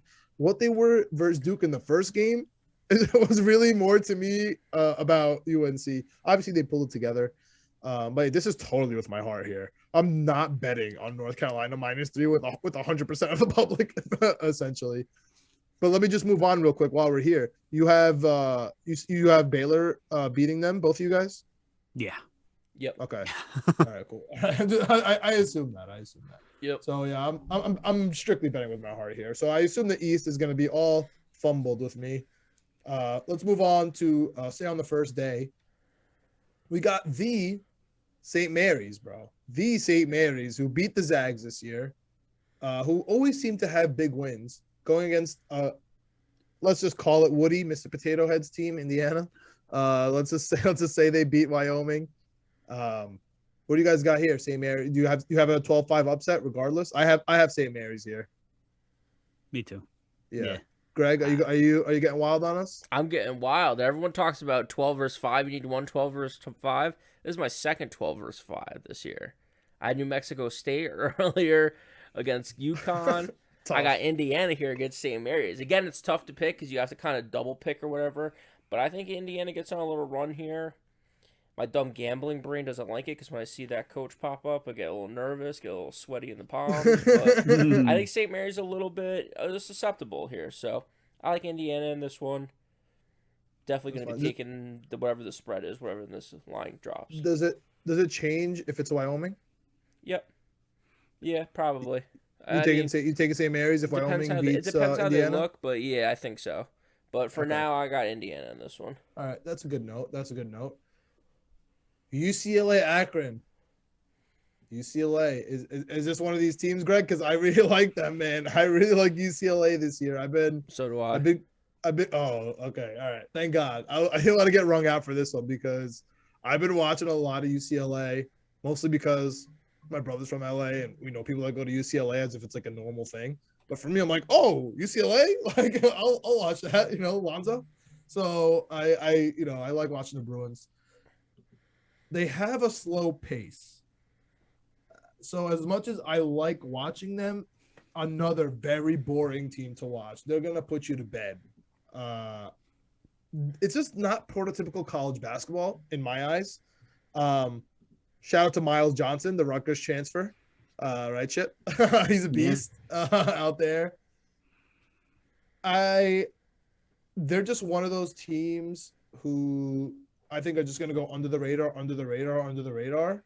But they're hot, dude. Were they top 15 in KenPom in both offensive and defensive efficiency? That's enough for me. I mean, that's just enough for me to make it here. So I'm taking UCLA all the way here. Anybody have an upset? Don't have an upset, but I am going to be like, I want to hear Chip's thoughts on Akron a little bit, because I think he talked about them earlier, and he might talk me off the ledge, but I kind of like Akron in the points in the first round. Low total, big spread. That's usually a spot for me to take an underdog. Last game of the Thursday night, opening night. Slow game. 14, 15, 16 points. I am going to bet Akron spread. Okay. Yeah. For 13 and a half, I'm going to bet them, because it's kind of a strange to have a 4-13 be that small, I think. And Akron is an unusual team. They were not favored to win that tournament, to win the MAC. It was kind of an out of nowhere. Like, I was reading something that said they flew under the radar to win that tournament, and then they blew Kent State out in the championship. They beat them by 20. It was a really impressive win. So they're playing really well right now. And I think they could make a game of it. Yeah, I think they could certainly keep it within 13. I don't know if they have the talent to pull out an upset. I don't see that. But I think they got a bad matchup. I think with a different matchup, I think they could have pulled off an upset. But I think they got a bad matchup with UCLA. Yeah, they really are out here. They really look. They're so boring, but they're so good. They're not like even. Yeah. I don't know. I like UCLA to make a mini run here. But I like the 13 and a half. So. Yeah, me too. Honestly, I think most of it. Last point for me is I think UCLA has a pretty easy route here. They have easy games. Yeah. From my perspective, probably the easiest route in the whole tournament, from like the top 4 seeds. But we'll get into all of that. And one more thing. You're saying UCLA plays slow. Akron's like one of the slowest teams in the country. Oh, really? Oh, and shout out to another huge, very boring game at night, my God. Oh my God. The point total, the point total is 128.5 right now. Right. And you may have to take the under. Yeah, because I wouldn't take the over. It's going to be like a Virginia game. That game. Okay. All right. It's going to be super slow. All right. Some really key notes that we're stumbling upon here today. Both late games. Like, just do something else. Put it on the background. Act like it's a baseball game. But the ending might be okay, especially if you have the spread. Next up, Texas, Virginia Tech. Just a last note is I don't have a 13-4. Do you guys have? Oh, no, I'm just kidding. I was gonna say. Just kidding. Yeah. No, just kidding. Vermont, 13. So Texas is versus Virginia Tech. We have the 11-6. This is one of my 11-6s. I'm taking the upset. I'm taking Virginia Tech. The spread is close, which helps me out, just on a flat scale here. But ever since Trey Mitchell went down, team sucked. Texas stunk. That happens in college basketball. They're not NBA teams. Sometimes they lose a player and they just stink. And I just feel like that happened once Trey Mitchell went down for Texas, one of their big men. So I'm taking Virginia Tech here. And I assume, I didn't even look. I just assume the public is all over VTech after they, what they did in the conference. Yeah. They also shoot that's third highest 3-point percentage in the nation, bro. In the nation. That's where I get thrown off, because when I'm looking at John, I see Virginia Tech. I just had it up. I just lost it against Texas, and they weren't. Oh, Nope, sorry, I just refreshed it. Nope, Virginia Tech, ton of public money. has to be. Yep. Has to be. But at some point, the public has to win some games, right? Right, Chip? Yeah, exactly. You can't fade the public in every single game. Oh my goodness, though. Yeah, I mean, I'm doing my 97% bracket. of the I'm doing this money bracket on and Yahoo. 70% of the bets. Yeah. Yeah, it's crazy. 97% of the money, 70% of the bets. I'm doing it on Yahoo too, and it's like 53% of the people are picking Virginia Tech just outright. So that makes me a little nervous. I have Virginia Tech winning this one. I think they look good. I think Texas doesn't look good. So it's as simple as that. Nothing. Texas was top 5 preseason, and they completely fell off. I think that's what it is. I think for me, as like I'm not gonna say I'm an expert college basketball guy, but I'm gonna say I'm an average fan. When I get these expectations and then I watch them lose night after night after night or just look terrible, I'm just like, dude, I have no confidence in you anymore. You know what I'm saying? Texas is definitely one of those teams, and Virginia Tech obviously the opposite. They're and kind of riding hot, and I'm so nervous now. I feel like I feel like I might have to pull them back because I feel like I rolled on their bandwagon a little bit. My East is gonna look ugly, guys. My East is gonna look real ugly. We got Purdue versus Yale. I got the 3 over the 14 here, but shout out to the Ivy Leagues getting back in here, man. I want to take Yale because I'm like I've watched Purdue all year. I love Jaden Ivey. I watched Purdue in person in Connecticut. Went to a tournament at Mohegan Sun and watched them in person and was so impressed by Jaden Ivey and Travion Williams. And that offense is stuck in the Stone Age. And their defense stinks. So I don't think they're going far in the tournament. Yeah. And I say this as someone who has future money on them to win the entire thing. I don't think they're going to do it. And as part of Nick's Twitter, you must love Jaden Ivey. God. That's part of being a part of it. Love him. Absolutely love him. And know, as part of Knicks Twitter and a lifelong Knicks fan, there's no way we're going to get the luck of getting a player of his caliber. Even if we do, we're going to trade it. But that's yeah, we're going to trade the pick for Damian Lillard or something like that. Exactly. Yeah. But I would love to take Yale, especially I watched that Ivy League championship game, and they were really impressive in that game. But man, it's a 16-point spread right now. And I'll probably take Yale spread because Purdue never covers. But I don't know if I can go as far as to take them. Did you take Purdue versus Wisconsin? I could see in your eyes that you took Purdue versus Wisconsin. Did I take Purdue? What in? Purdue versus Iowa. Iowa. Sorry. I took Iowa to win the Big Ten tournament. Yeah. Oh, okay. I'm the idiot that took Purdue that game. So I think I'm projecting onto you. Well, I had Iowa. I had Iowa future to win the Big Ten tournament. So yeah, I had them beating Purdue. I remember. I meant the Purdue Iowa game because I remember talking to you about that. I had Purdue. And honestly, while doing this bracket, it really affected me. Like I'm telling you, that game really affected me because I am so off Purdue and I love Iowa. So so do I. So do I. Same thing. If you watch enough Purdue, you're like, man, I can't trust this team. They hurt me this year. I'm gonna be honest. Purdue hurt me this year a lot. They don't cover. You're absolutely right. And if you guys look at KenPom too. You look at Purdue's defensive metrics, you're like, oof, I can't pick that team to get to the Final Four. My God. Oh, Final Four, I do have them beating Yale though. I could definitely talk about the spread. Yeah, I could definitely be convinced there. Greg, I'm in the same boat, John. I got Purdue advancing, but I could be talking to the spread too. Gotta love the points in Madness, especially in the first weekend. All right, this one I'm kind of betting with my tournament heart. I want to see Murray State versus Kentucky. I need to see it. So I'm taking Murray State here. Give me the Kentucky matchup. I think it'll be really fun. However, Khalil Shabazz is really good on San Francisco. Like I've been watching a couple of those games. I know he's not the best player they got, but he's been good. Also, the transfer. What's his name? Tap. The Duke transfer. He was a Zaga and Duke. He's good. But dude, Murray State, I mean, obviously, I started watching them when oh my God, John Morant came onto the scene.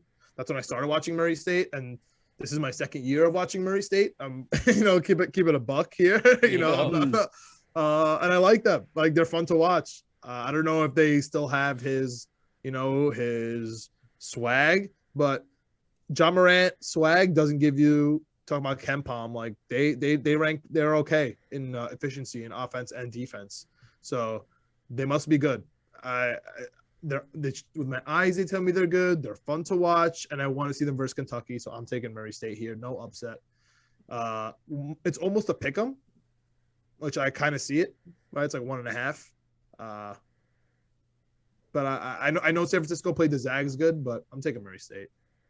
Yeah, I think I have to go with Murray State too for pretty much all the reasons you just said. And I think this could be like one of the best games of the first round. These two teams are super evenly matched. I think, and I know San Francisco. Yeah, this might be one of the best games in the first round. I agree. Yeah, I'm going Murray State as well. Yeah, San Francisco shoots a ton of threes, which is always fun to watch, and I think it's going to be interesting. I know Murray State's defense is really good, so especially their 3-point defense is really good. So it's kind of going to be like an offense-defense matchup, and I think I'm going to go with Murray State on that one. All right, so we can close out this East bracket, I think, pretty quickly here on the bottom, but not either. I'm going to be a genius, or it's going to be just red X's through the East for me. So you guys have Baylor advancing over North Carolina? Yes, I do. Baylor, and then you have okay, so you have Baylor regardless, I got right? Baylor, yep. All right, and then you guys have UCLA over St. Mary's or / Indiana for Greg if they're there. Yeah. All right, so then you guys got UCLA Baylor. What do you guys got there? Oh, I got Baylor. Oh, I got UCLA. Man. All right, finally, me and Greg have a line. Okay. So, Chip, why do you like Baylor then? And then, John, I can talk about UCLA real quick. I mean, honestly, I've watched a lot more Baylor this year than UCLA.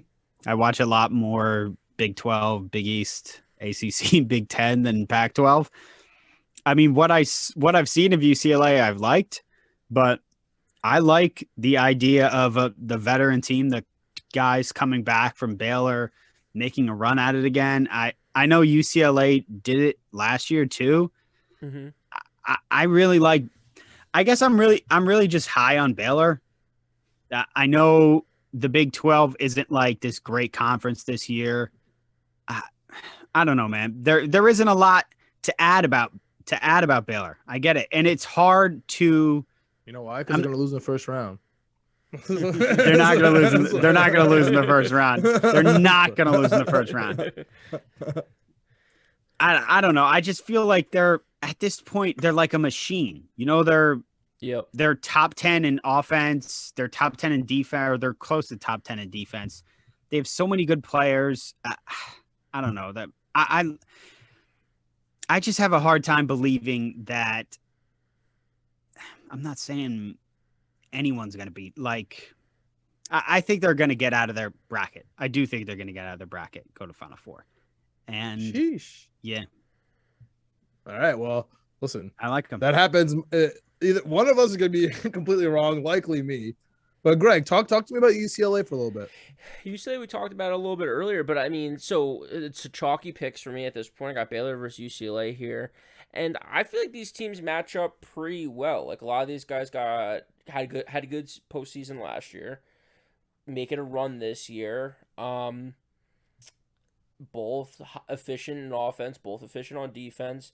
To me, the tipping point for me in this matchup when I was looking at it was something I talked about earlier to kick us off what I look for in teams. UCLA, 5th lowest turnover rate in the nation.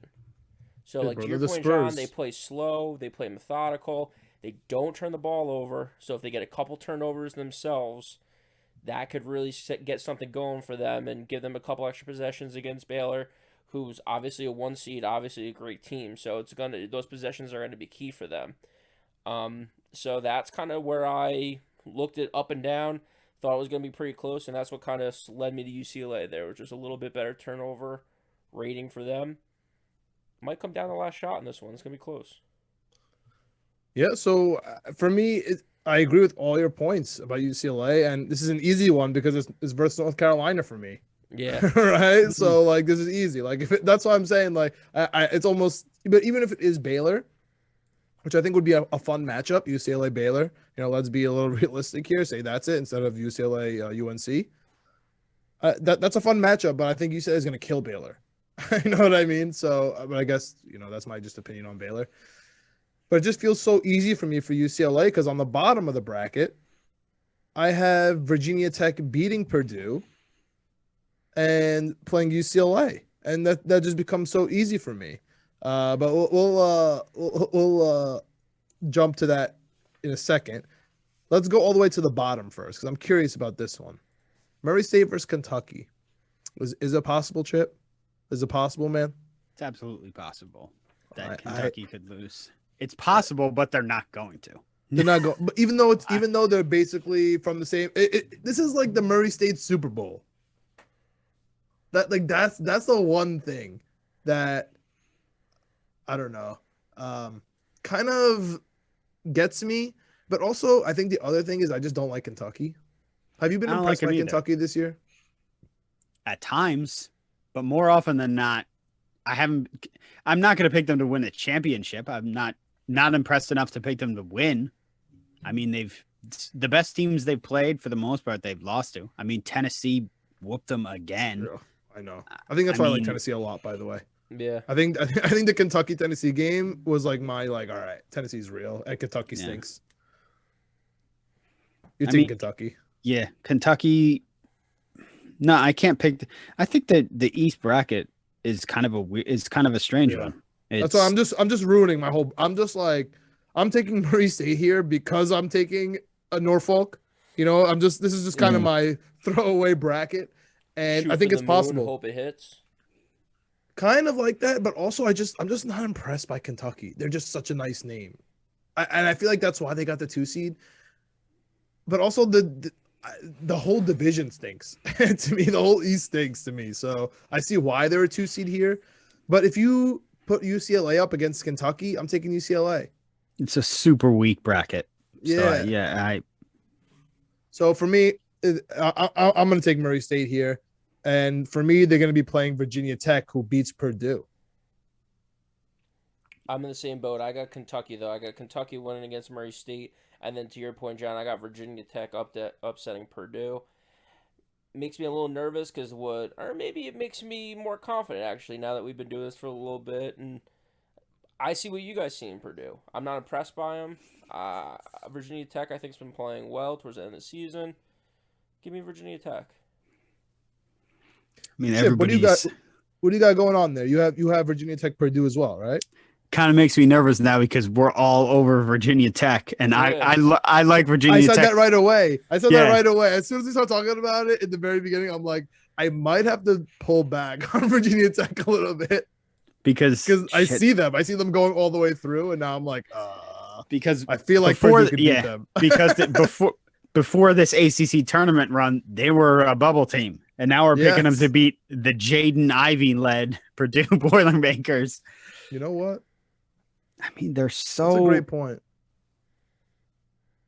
That's a great point. There's just something off about Purdue. There really is. I'll take Virginia Tech to upset them too, because also, even if Purdue wins that game, they're not going to beat Kentucky. So I will take Virginia Tech to upset Purdue there. Man, this is tough. So you have Kentucky versus Virginia Tech. Yeah. No, but who do you have? But then if you advance, you have Kentucky beating them. He's Kentucky versus Baylor in the Sweet 16. Kentucky versus Baylor. Or the Elite 8. So pretty chalky. 1 versus 2. Yeah. And what do you got? Who do you have moving on? Baylor. All right. So I have UCLA in my Final Four. You have Baylor in your Final Four advancing here. Greg, who do you got? Kentucky versus UCLA for me in that matchup. I like Kentucky to advance to the Final Four against Gonzaga. Dude, I think I kind of want to tail that. I kind of just want to give Kentucky over the Murray State and then have them beat Virginia Tech and then versus UCLA and just lose there. That just makes a little bit more sense. But to you were me. just talking up UCLA. No, losing to UCLA still into the Final Four. I'm just saying instead of Virginia Tech going there, just because I'm so off on this Virginia Tech thing. You know what I mean? Just beat Murray State, bro. Just beat Murray State and make this easier because I don't want Virginia Tech all the way up there. They can't do what they did in the ACC and then do it again in the NCAA. Yeah, they're probably gonna lose to Texas now. Exactly. Yeah, And then what? You know what I'm saying? Exactly. Like they're in my Elite Eight. Like they stink. I don't even like them. I also love, John, how like crazy your East bracket is. And at the end, you got UCLA coming out of it. So it's like all that pandemonium The can team happen. that went to the Final And then, Four last year. Yeah. You have a star-studded UCLA team coming out. It's like, okay, that makes sense. Like, that's what I love about this. Like, it can get crazy in the first 2 rounds, but, you know, Baylor, UCLA, Kentucky, those are all teams people projected at the beginning of the season for them to be here. Talent wins at the end of the day, yeah. Yep. So, all right, guys. I like that. It's a good East. I'm gonna switch it just so no one calls me out on it. I'm switching Kentucky. It's solely because I don't like Virginia Tech, and that's how sometimes making these brackets work. I just have to pull back on them. Greg mentioned it in the South bracket. I did with Houston. Earlier. Yep. So I have to do it. I'm doing it live. I'm gonna take Kentucky over Murray State, and then I'm gonna take Kentucky over Virginia Tech and have UCLA beat Kentucky. If Murray State wins, I'm gonna cry. All right, I'm gonna sit on this forever. So I'm gonna sit on that forever. Moving on to the Midwest bracket. Thank you guys for staying with us. If you like what we're doing, subscribe to our channel. Hopefully you've been going through these timestamps, but if you haven't, if you've listened all the way through, we love you. Yeah, this is listen all the way through. Yeah. I mean, we're going through every single game. I haven't heard anyone go through every single game.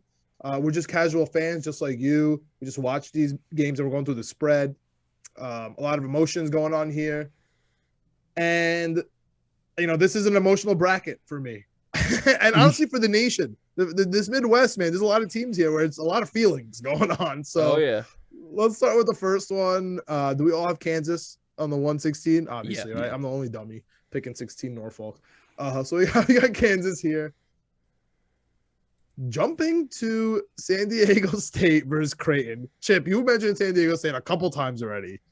And if you haven't listened, if you're just tuning in for this specific game, Chip, what do you got on San Diego State, man? Oh, I was talking about South Dakota State. Oh, yeah. Yeah. My fault. I think I said San Diego State by accident when I meant South Dakota State. Yeah. Okay, fine. No, we're gonna get to South Dakota State. Yeah. We're gonna get to South Dakota State. Yeah. So let's just take on the Aztecs for now. Yeah. Go ahead. Tell me. No. Go ahead. Because I'm not picking them. So you go ahead. Yeah. Oh, we're taking Creighton. Tell me about Creighton. No, I just picked them to win the Big East. I watched every game of the Big East tournament. I love the Big East tournament. I think it actually is the best conference tournament. So I watched all of their games and I was totally impressed by what they did. They lost their starting point guard to a wrist injury. He's out for the year, and no one expected him to be at this point. They weren't even expected to make the tournament after that.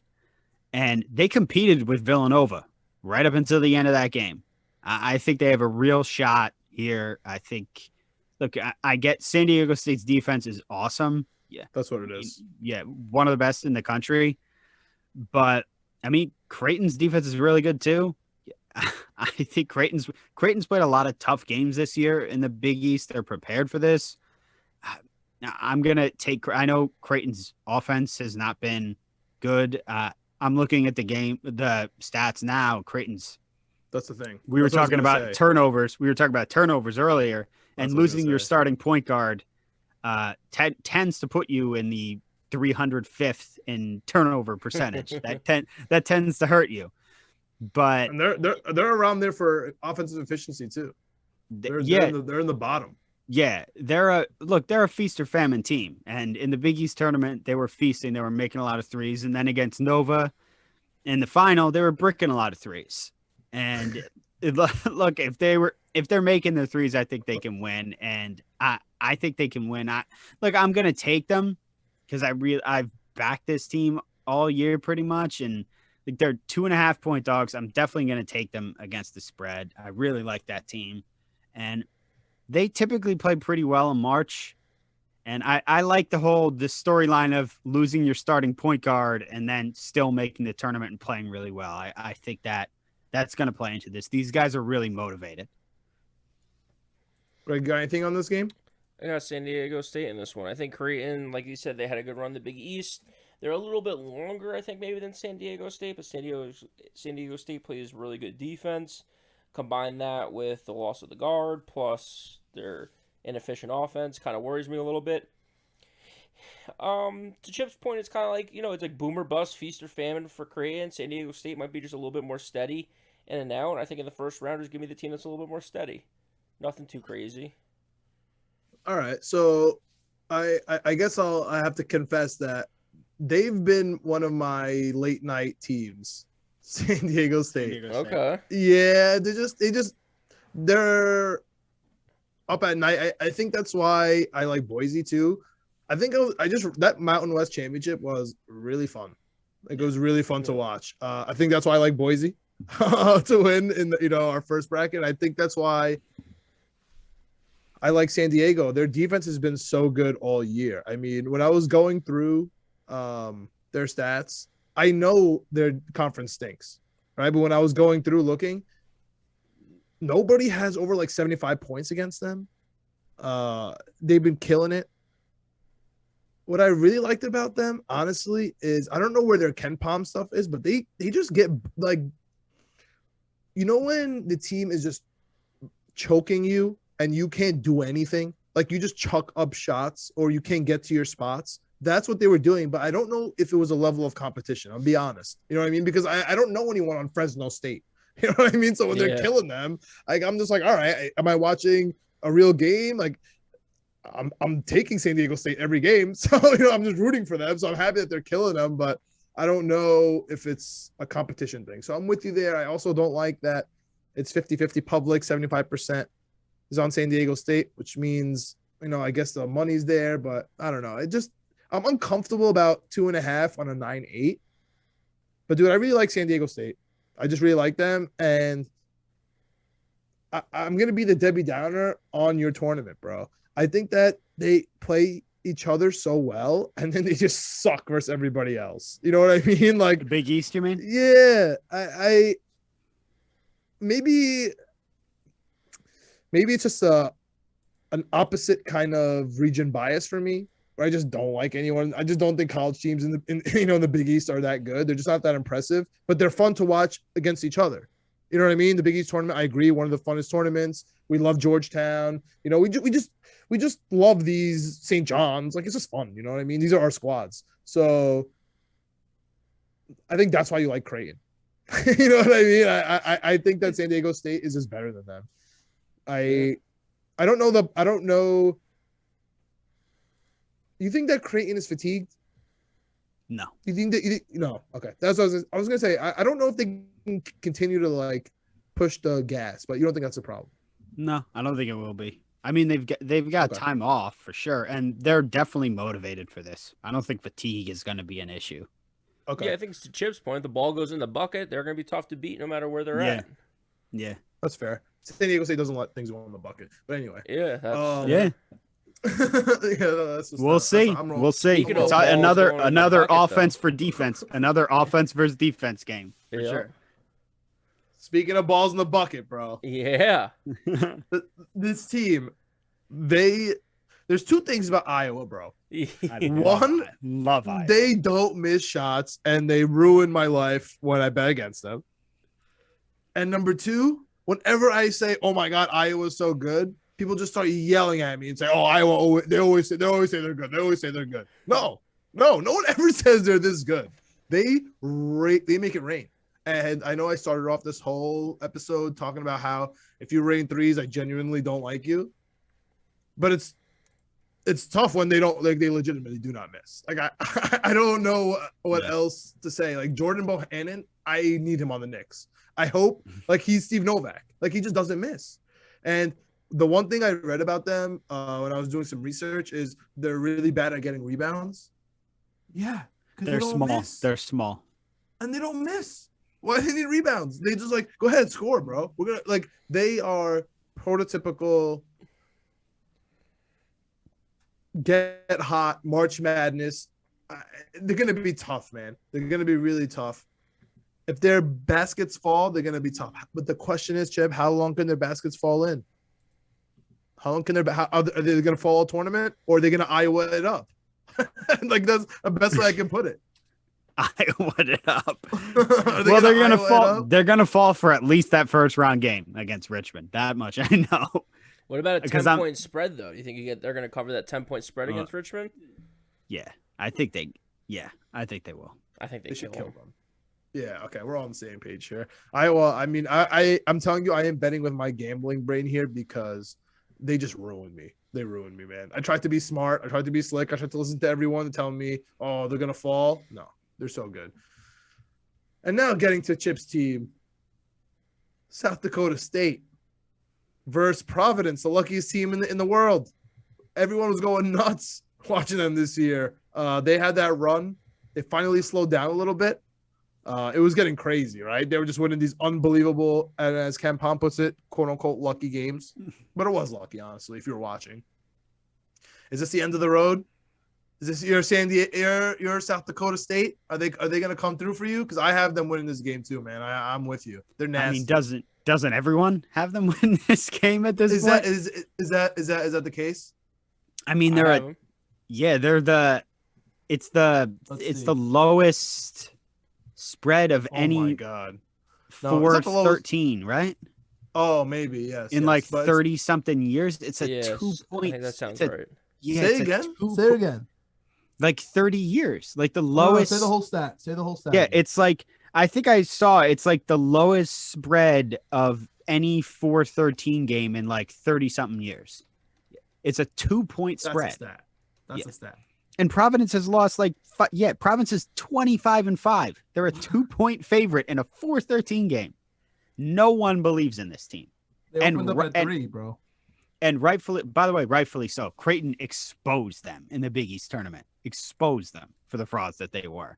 And yeah, I'm absolutely taking South Dakota State. F-word winning picks weekly out here at the end. Dude, I watch Big East basketball. By the way, I think it was 4 overtimes they played against Xavier this year. That was one of the best college basketball games, regular season that I've ever seen. That was awesome. They gave us, that's what I'll take from this team. They gave us some amazing basketball to watch, some heart-stopping basketball. It was great, but they are going to lose this game. South Dakota State has an amazing offense. Yes. I don't see any reason to take Providence. I'm taking South Dakota State money line. Let's go. Yeah. How much, Chip? South Dakota State? We're all on 13-4. That means Providence is going to win this game by a lucky play. We're going to laugh. Moving on, 11-6. Another 11-6 for me. I have Iowa State over LSU. I don't have Ben Simmons syndrome. Okay, it's not Ben Simmons syndrome. It's just that LSU does nothing for me except for their defense is amazing, but I don't know. They just do nothing for me. This is, for me, a fade LSU rather than I like Iowa State, because to be honest with you, I don't like Iowa State. So this is just a fade LSU for me. I know they're hot. I know they play defense. They can hit threes. I just don't like them. Yeah, I don't have real analysis. They lost their coach all of a sudden too. That was, I don't know if Chip and John, you guys follow a little bit better than me. So like, I don't know if that was expected or if that was kind of out of nowhere. I think it was expected kind of because there's big sanctions coming for their basketball program. Like, that's why I'm kind of thinking LSU, because I think these guys are going to be motivated because this is going to be the last NCAA tournament for LSU basketball for a long time.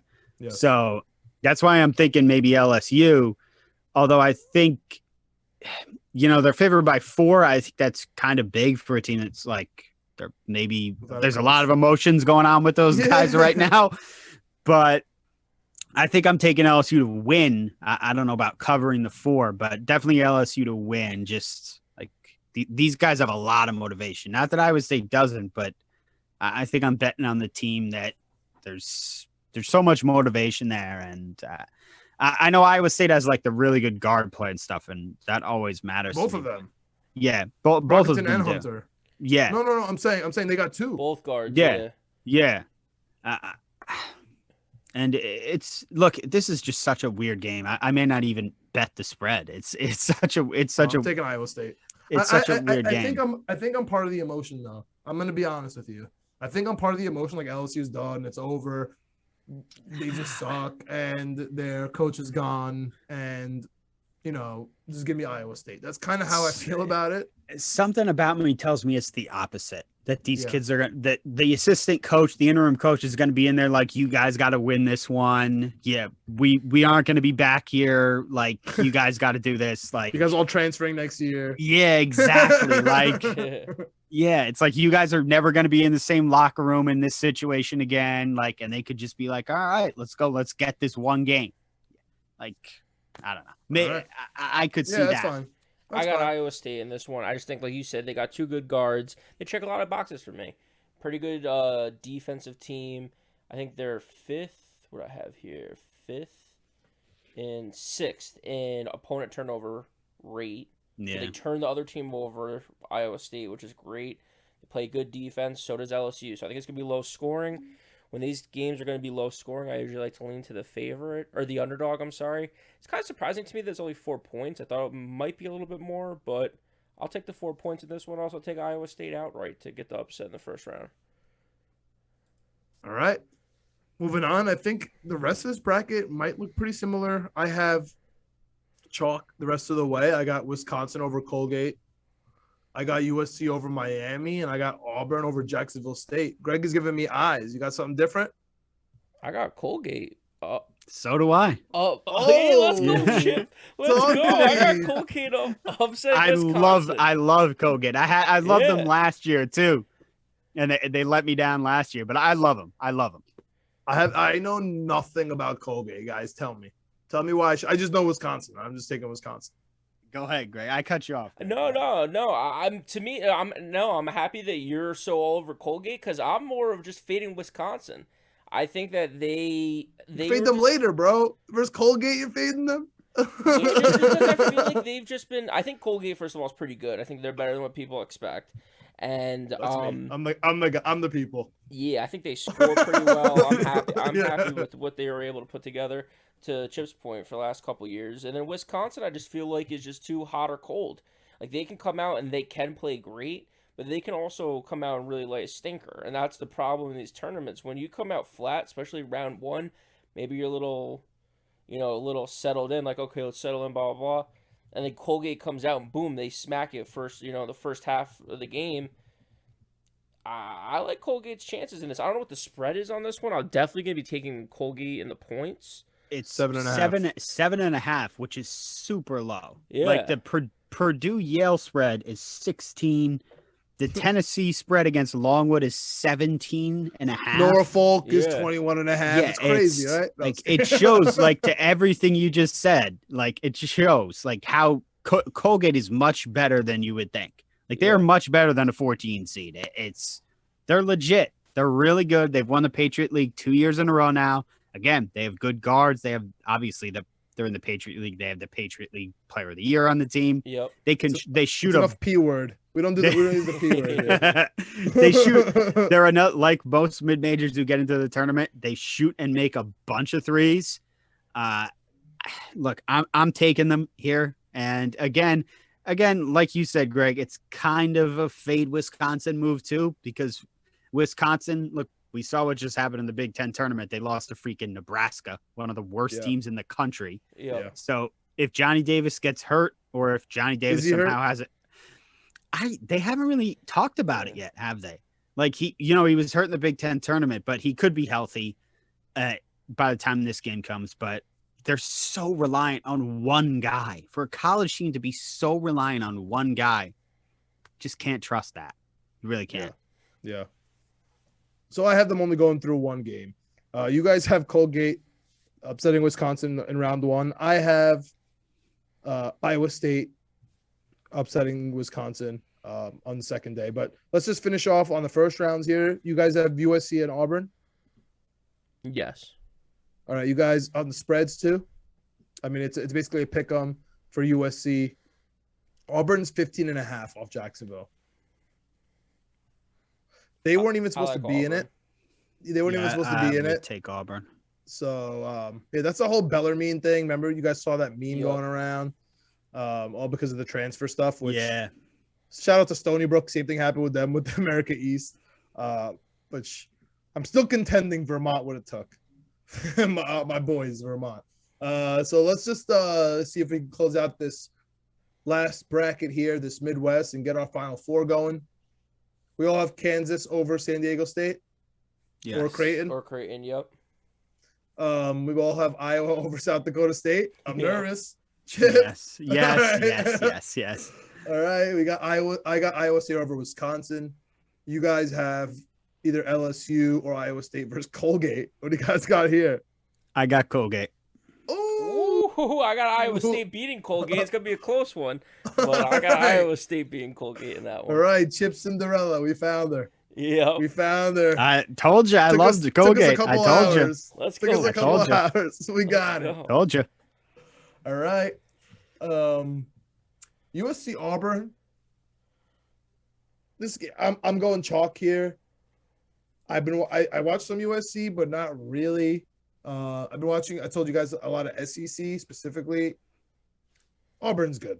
Auburn's just really. I like Auburn. They play good defense. They play good offense. It just depends. They're one of those teams like you mentioned with the heart. Like they just have to. You know, like when I don't know, quote unquote analysis on teams while they're playing, like especially for the Knicks is, they just didn't want it today. Like I know it sounds ridiculous, but that's Auburn.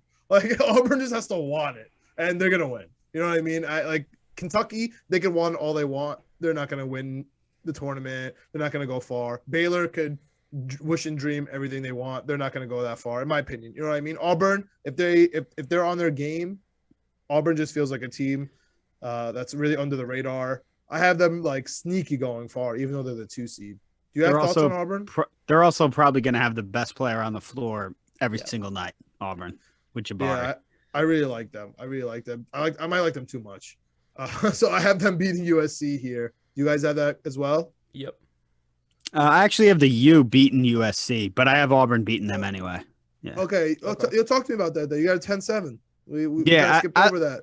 Yeah, I like the U. I just look. I watch more ACC than Pac-12 or whatever, but. But whatever is a perfect way to put them on. Yeah, totally. And I know like they had a big tournament last year, and look, everybody was hating on every other conference because nobody showed any love to the Pac-12. But I don't know. I can't. There's part of like you guys were talking about your dumb gambling brains earlier. Part of my dumb gambling brain is like I can't get around USC basketball. Like I mean, come on, that's fair. It's a football school. Yeah, but and I know the U's a football school too. But I don't know. I watch a lot of their games, and I know Larinaga is a really good coach, and they're again back to guard play. They got really good guards, and they can shoot and.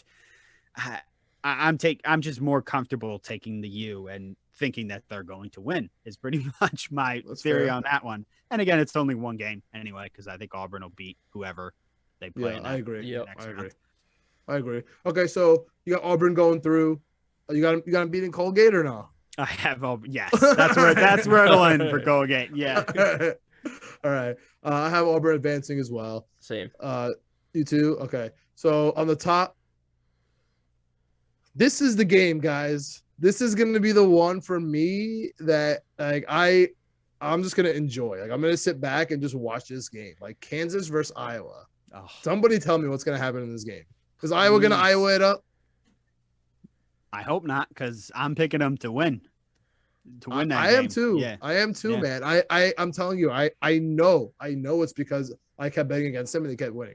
And I was watching them. And Bohannon like lives rent free in my brain. So I'm taking Iowa. And is Kansas that impressive? I know we haven't really talked about them, right? Because they're the 1 seed moving through. Doesn't that tell you something that we haven't really talked about Kansas? We've talked about every other team. Yeah, we haven't really talked about them. Like they're fast. we're talking about Yeah. Iowaing it up. I mean, is Kansas really money in the tournament? Not really. Like they're not really an inspiring team. Maybe this year because they're more flying under the radar, they'll make a run. But I don't know. I love Iowa. I'm really high on them. I love to them win. too much. I just can't wait to see what the total is in this game because I'm taking the over, whatever it is. Oh Yes, God, yeah, yes, yeah. definitely take It's the gonna over. be. This is gonna be a super fun game. I really hope this one happens. So moving on, and again, so I have Iowa as well. So I have Iowa Auburn. Do we all have Iowa Auburn? Yep. Oh my goodness, that's definitely not gonna happen. So Richmond. Oh we my all have God. Iowa Auburn here. I stared at this one for maybe 15 minutes.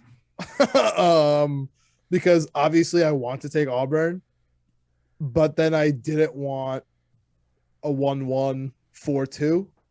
I figured my final four, I'm gonna do a 1-1, 4-5. And I'm going with Iowa. What do you guys got? I got Iowa too.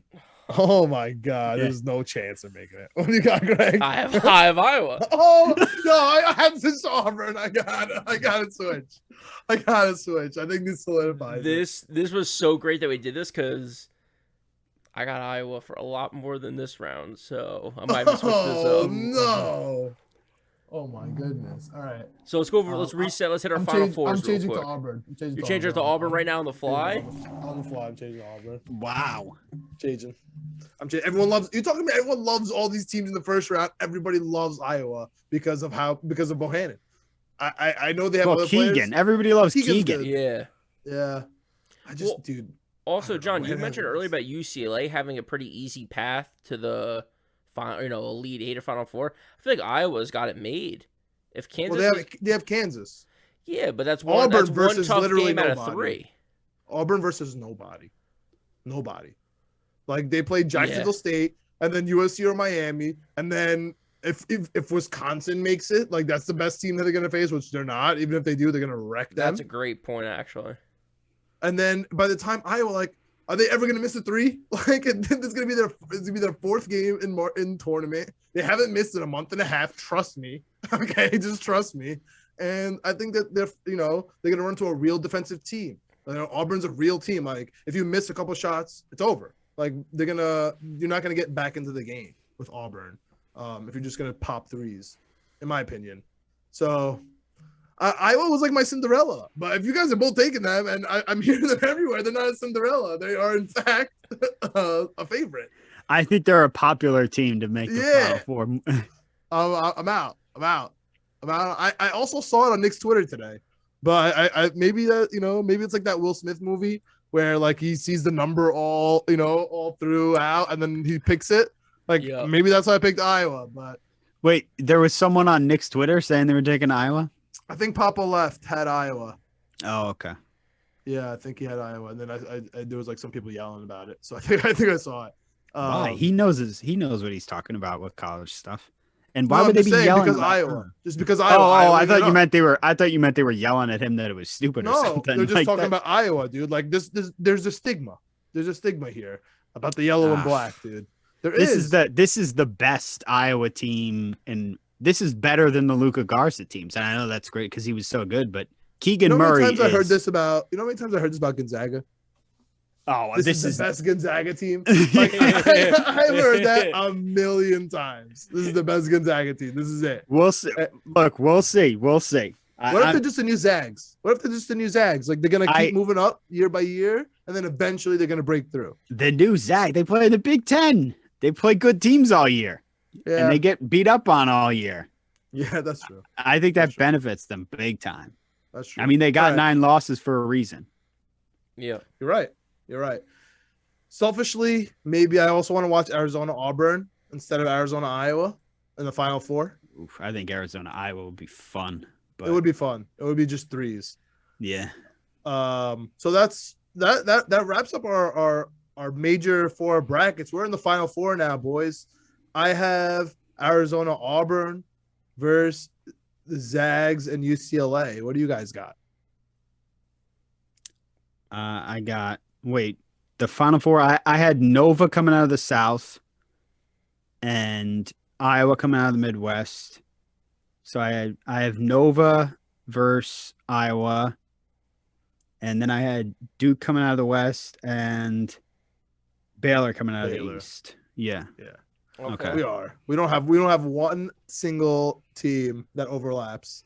Chip, what do you got, Greg? I got Kentucky in the East, Gonzaga in the West, Tennessee in the South, and Iowa in the Midwest. Guys, I only match on one of those teams, and you guys don't match on anything except for Iowa. Yep. Somehow we felt like we were doing chalk this whole way. We were aligned this whole way. It did not end up that way. My championship game is Arizona versus the Zags, and I got Arizona winning. But now that I'm looking at it, I feel like Auburn could be out. I'm sticking with Arizona, but I'm way more nervous about Arizona beating Auburn than I am Arizona beating Iowa. You know what I mean? Like if it was there, that's an easy win for me. This is gonna be tight.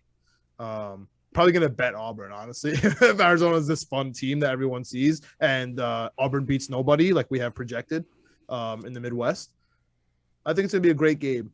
I got Zona beating the Zags. I got the Zags taking down UCLA in a great matchup for Chet. Like he couldn't script it better. Like the Zags versus UCLA is perfection for Gonzaga, and they're gonna run into Arizona, and they're gonna get smacked. It's gonna be close, obviously, but I think Arizona is gonna finally do it, man. I know for a fact this means that Arizona is gonna lose to Illinois in the Sweet 16. I'm confident. However, I got Arizona beating the Zags. That's my 72-68, and that's my bracket. I mean, if you listen through and you want to cheat and you went through and you joined our big bracket, and you're going to use my picks or our picks, go ahead. You have the right to. All right? If you went through this, you have the right to cheat and look at my bracket. Greg. I got Gonzaga and Kentucky. I got Gonzaga winning that game. I got Iowa, Tennessee. What a color matchup, by the way. I always have the episodes. What a color matchup, True. Iowa and Tennessee. I got Iowa winning that. I think their offensive firepower gets them to the championship game. And I got Gonzaga finally getting it done, 76-70 against Iowa. A little bit more low scoring than you expected, but I feel like all the national championship games, I could be completely making this up, but I feel like, big stage, big time. I think Gonzaga with the open offense air and the offense and the defense gets it done. They win their championship. So, nah, man, I gotta stick with that narrative that they never get it done. I just gotta stick. Yeah. Yeah. You with me, Chip? Yeah, I was at work today. When I got the bracket at work today, this person I work with was like, "Oh, you got to take Gonzaga," and this other guy was like, "No, you don't got to take Gonzaga." It's always going to be there until they win. You know, it's funny. The first thing I do is look for a Duke loss as soon as I get my bracket. I can see you looking for the Zaga loss. All right, I got Villanova against Iowa. As much as I want to take Iowa, I think I'm gonna take Villanova to go to the national championship. All right. And then I got Duke against Baylor. And yikes. Ugh. I know. You hate those teams. Oh. You're talking about good matchups for you, Greg, with the color. That's an ugly green and Duke blue level. Oh, they could play. They could wear the black jerseys. Okay, I like the black jerseys. Yeah, black. Yeah. Wear the black ones. You got those. Those are really nice. Yeah. Those are really nice. Yeah. I'm taking Duke to go to the national championship in this one. Okay. This one, yeah. Duke to the finals. Are they winning? I just went against everything I said earlier. All your morals. You went against all your morals. Everything in my head and bet this entire bracket with my heart. And am I gonna? But I don't think I can pick them to win the national championship. I'm looking at Duke against Villanova. Nova. No, we said earlier. I think Greg, you said it. No one's talking about Villanova right now. The quietest 2 seed in tournament in recent history. What about I'm going to say Villanova wins the national championship. Wow. That's a hot take. Yeah. There we go. I kind of want to take Auburn just for that, but I'm not going to. I feel people are talking about Auburn. I think people have been talking about Auburn for a little while now. I don't think I've heard They should. anyone. They're beasts, bro. Yeah, like Chip said, they might. There's a good chance that they have the best player on the court every game. But Villanova winning it all. Holy cow! I like that. I'm going with Nova. It's kind of an outside the box pick for a 2 because I don't think a lot of people are going to pick them. Yeah. Yeah, I mean, listen, I've never made 2 different brackets. Even if I have multiple bracket leagues, I always just use the same one because I don't have time to, look what's here, what's there. It's all a mess anyway. Yeah. So I just like to keep it consistent. But the only thing, I think Tennessee could beat Arizona in the Elite Eight, and that would give me Tennessee versus Auburn in the Final Four, and I wouldn't be shocked at all. That's not going to shock me. I love Tennessee. They could easily beat Arizona. And then that would be a sick matchup, Tennessee versus Auburn. So that makes me kind of lean Auburn because to me, there's no chance Auburn is not making it to the Final Four due to their schedule. So that's just a little betting note. I think, guys, after this pod, I have to take Villanova and Auburn to advance. Just to make it out, the 2 seeds. Greg, you have our numbers on that. I know. You before we got get me out of here. looking right now. Is it right. the South region they're in? Nova's in the South. Dude, plus 400 to win the South. That's Nova? not bad. I like that. Yeah. That's not bad for a 2 seed. That's not bad. What's Auburn to win the Midwest? Midwest plus 260. Yeah, That might be the best bet. That might be the best Nova bet of plus 400 to win the South. Nova. That's that. I gotta put money on that. Well, I don't find Chip, them if you want to gems. get crazy, you're betting with your heart. Duke's plus Yeah. 460. Plus 460 to win the West. Yeah, to win the West. That's. I mean, that's right, Chip. Easy. That's the right number. That's bro. right. I love Chip. It should be 'cause 560. You could tell from the second pick of Duke on, it was always him thinking about, do I go in my head? Do I go in my heart? Do I go in? And he just couldn't do it at the end. He went the whole way going with Duke. He was like, yeah, they can lose to what? Texas Tech. Oh yeah, they can lose to Gonzaga. Oh yeah, they can lose. They No could way have. they'd be They could Villanova. lose to. They could lose to any of those teams. Yeah. Of course they could. That's so funny. But I couldn't pick against them. I couldn't pick against them until Villanova. Yeah. Fair. Until Jay Wright walked into the building, wearing a suit, suit. or whatever he's wearing now. Yeah, hell Yeah. yeah. Hell yeah. Now it's tracksuits now, I Yeah. guess, for Jay Rett. Yeah. All right, guys.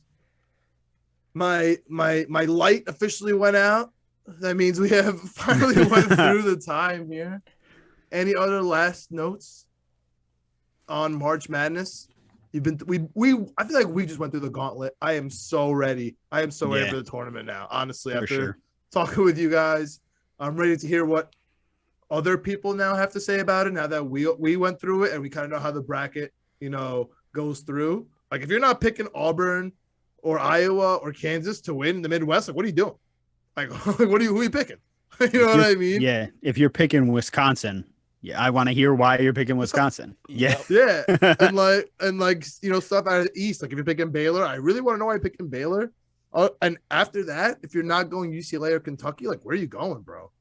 I'm curious to see how these are gonna play out. Curious to see what people have to say about Houston, Greg's team that he kind of pulled back on. Yeah. That's gonna be interesting. And I'm excited to see how Duke performs with all the up and down on them, and Virginia Tech. 2 teams that I really can't wait to see how they perform, man. We've been talking about them for months, I feel like, due to that game that happened a week ago. You know what I mean? So that's it from me, man. Chip, I don't know if anyone's still alive after this gauntlet, but tell them where they can find you. And we'll plug it up in the front, of course. Yeah. Guys, first of all, thanks for having me on. This was a blast. I really appreciate it. You can find me on Twitter at Chip Murphy 7. Everything is on there. And of course, KnicksFanTV, it's the best. All my writing is on there. And Knicks State of Mind podcast. Done. Thank you, Chip. Greg, it's been fun. It's been a blast. Thank you so much, Chip, for coming on. Absolutely. Yeah, I feel like Chip, I you're the spent man, dude. 6 hours today looking at stuff. I feel like I got a crash course while we did this episode. So happy This was you a came straight on. up Yeah, crash this course. was great. This was great, man. All Absolutely. right, guys. All right, like, subscribe. Let us know what you got. Maybe you could join our bracket. We'll see how it goes. Yeah, comment who your national champion is. Let us know. Give who me your you guys final are four. taking. Give us your final Give four. us your final four because we're all over the place. It's crazy. It's madness. All right. Madness.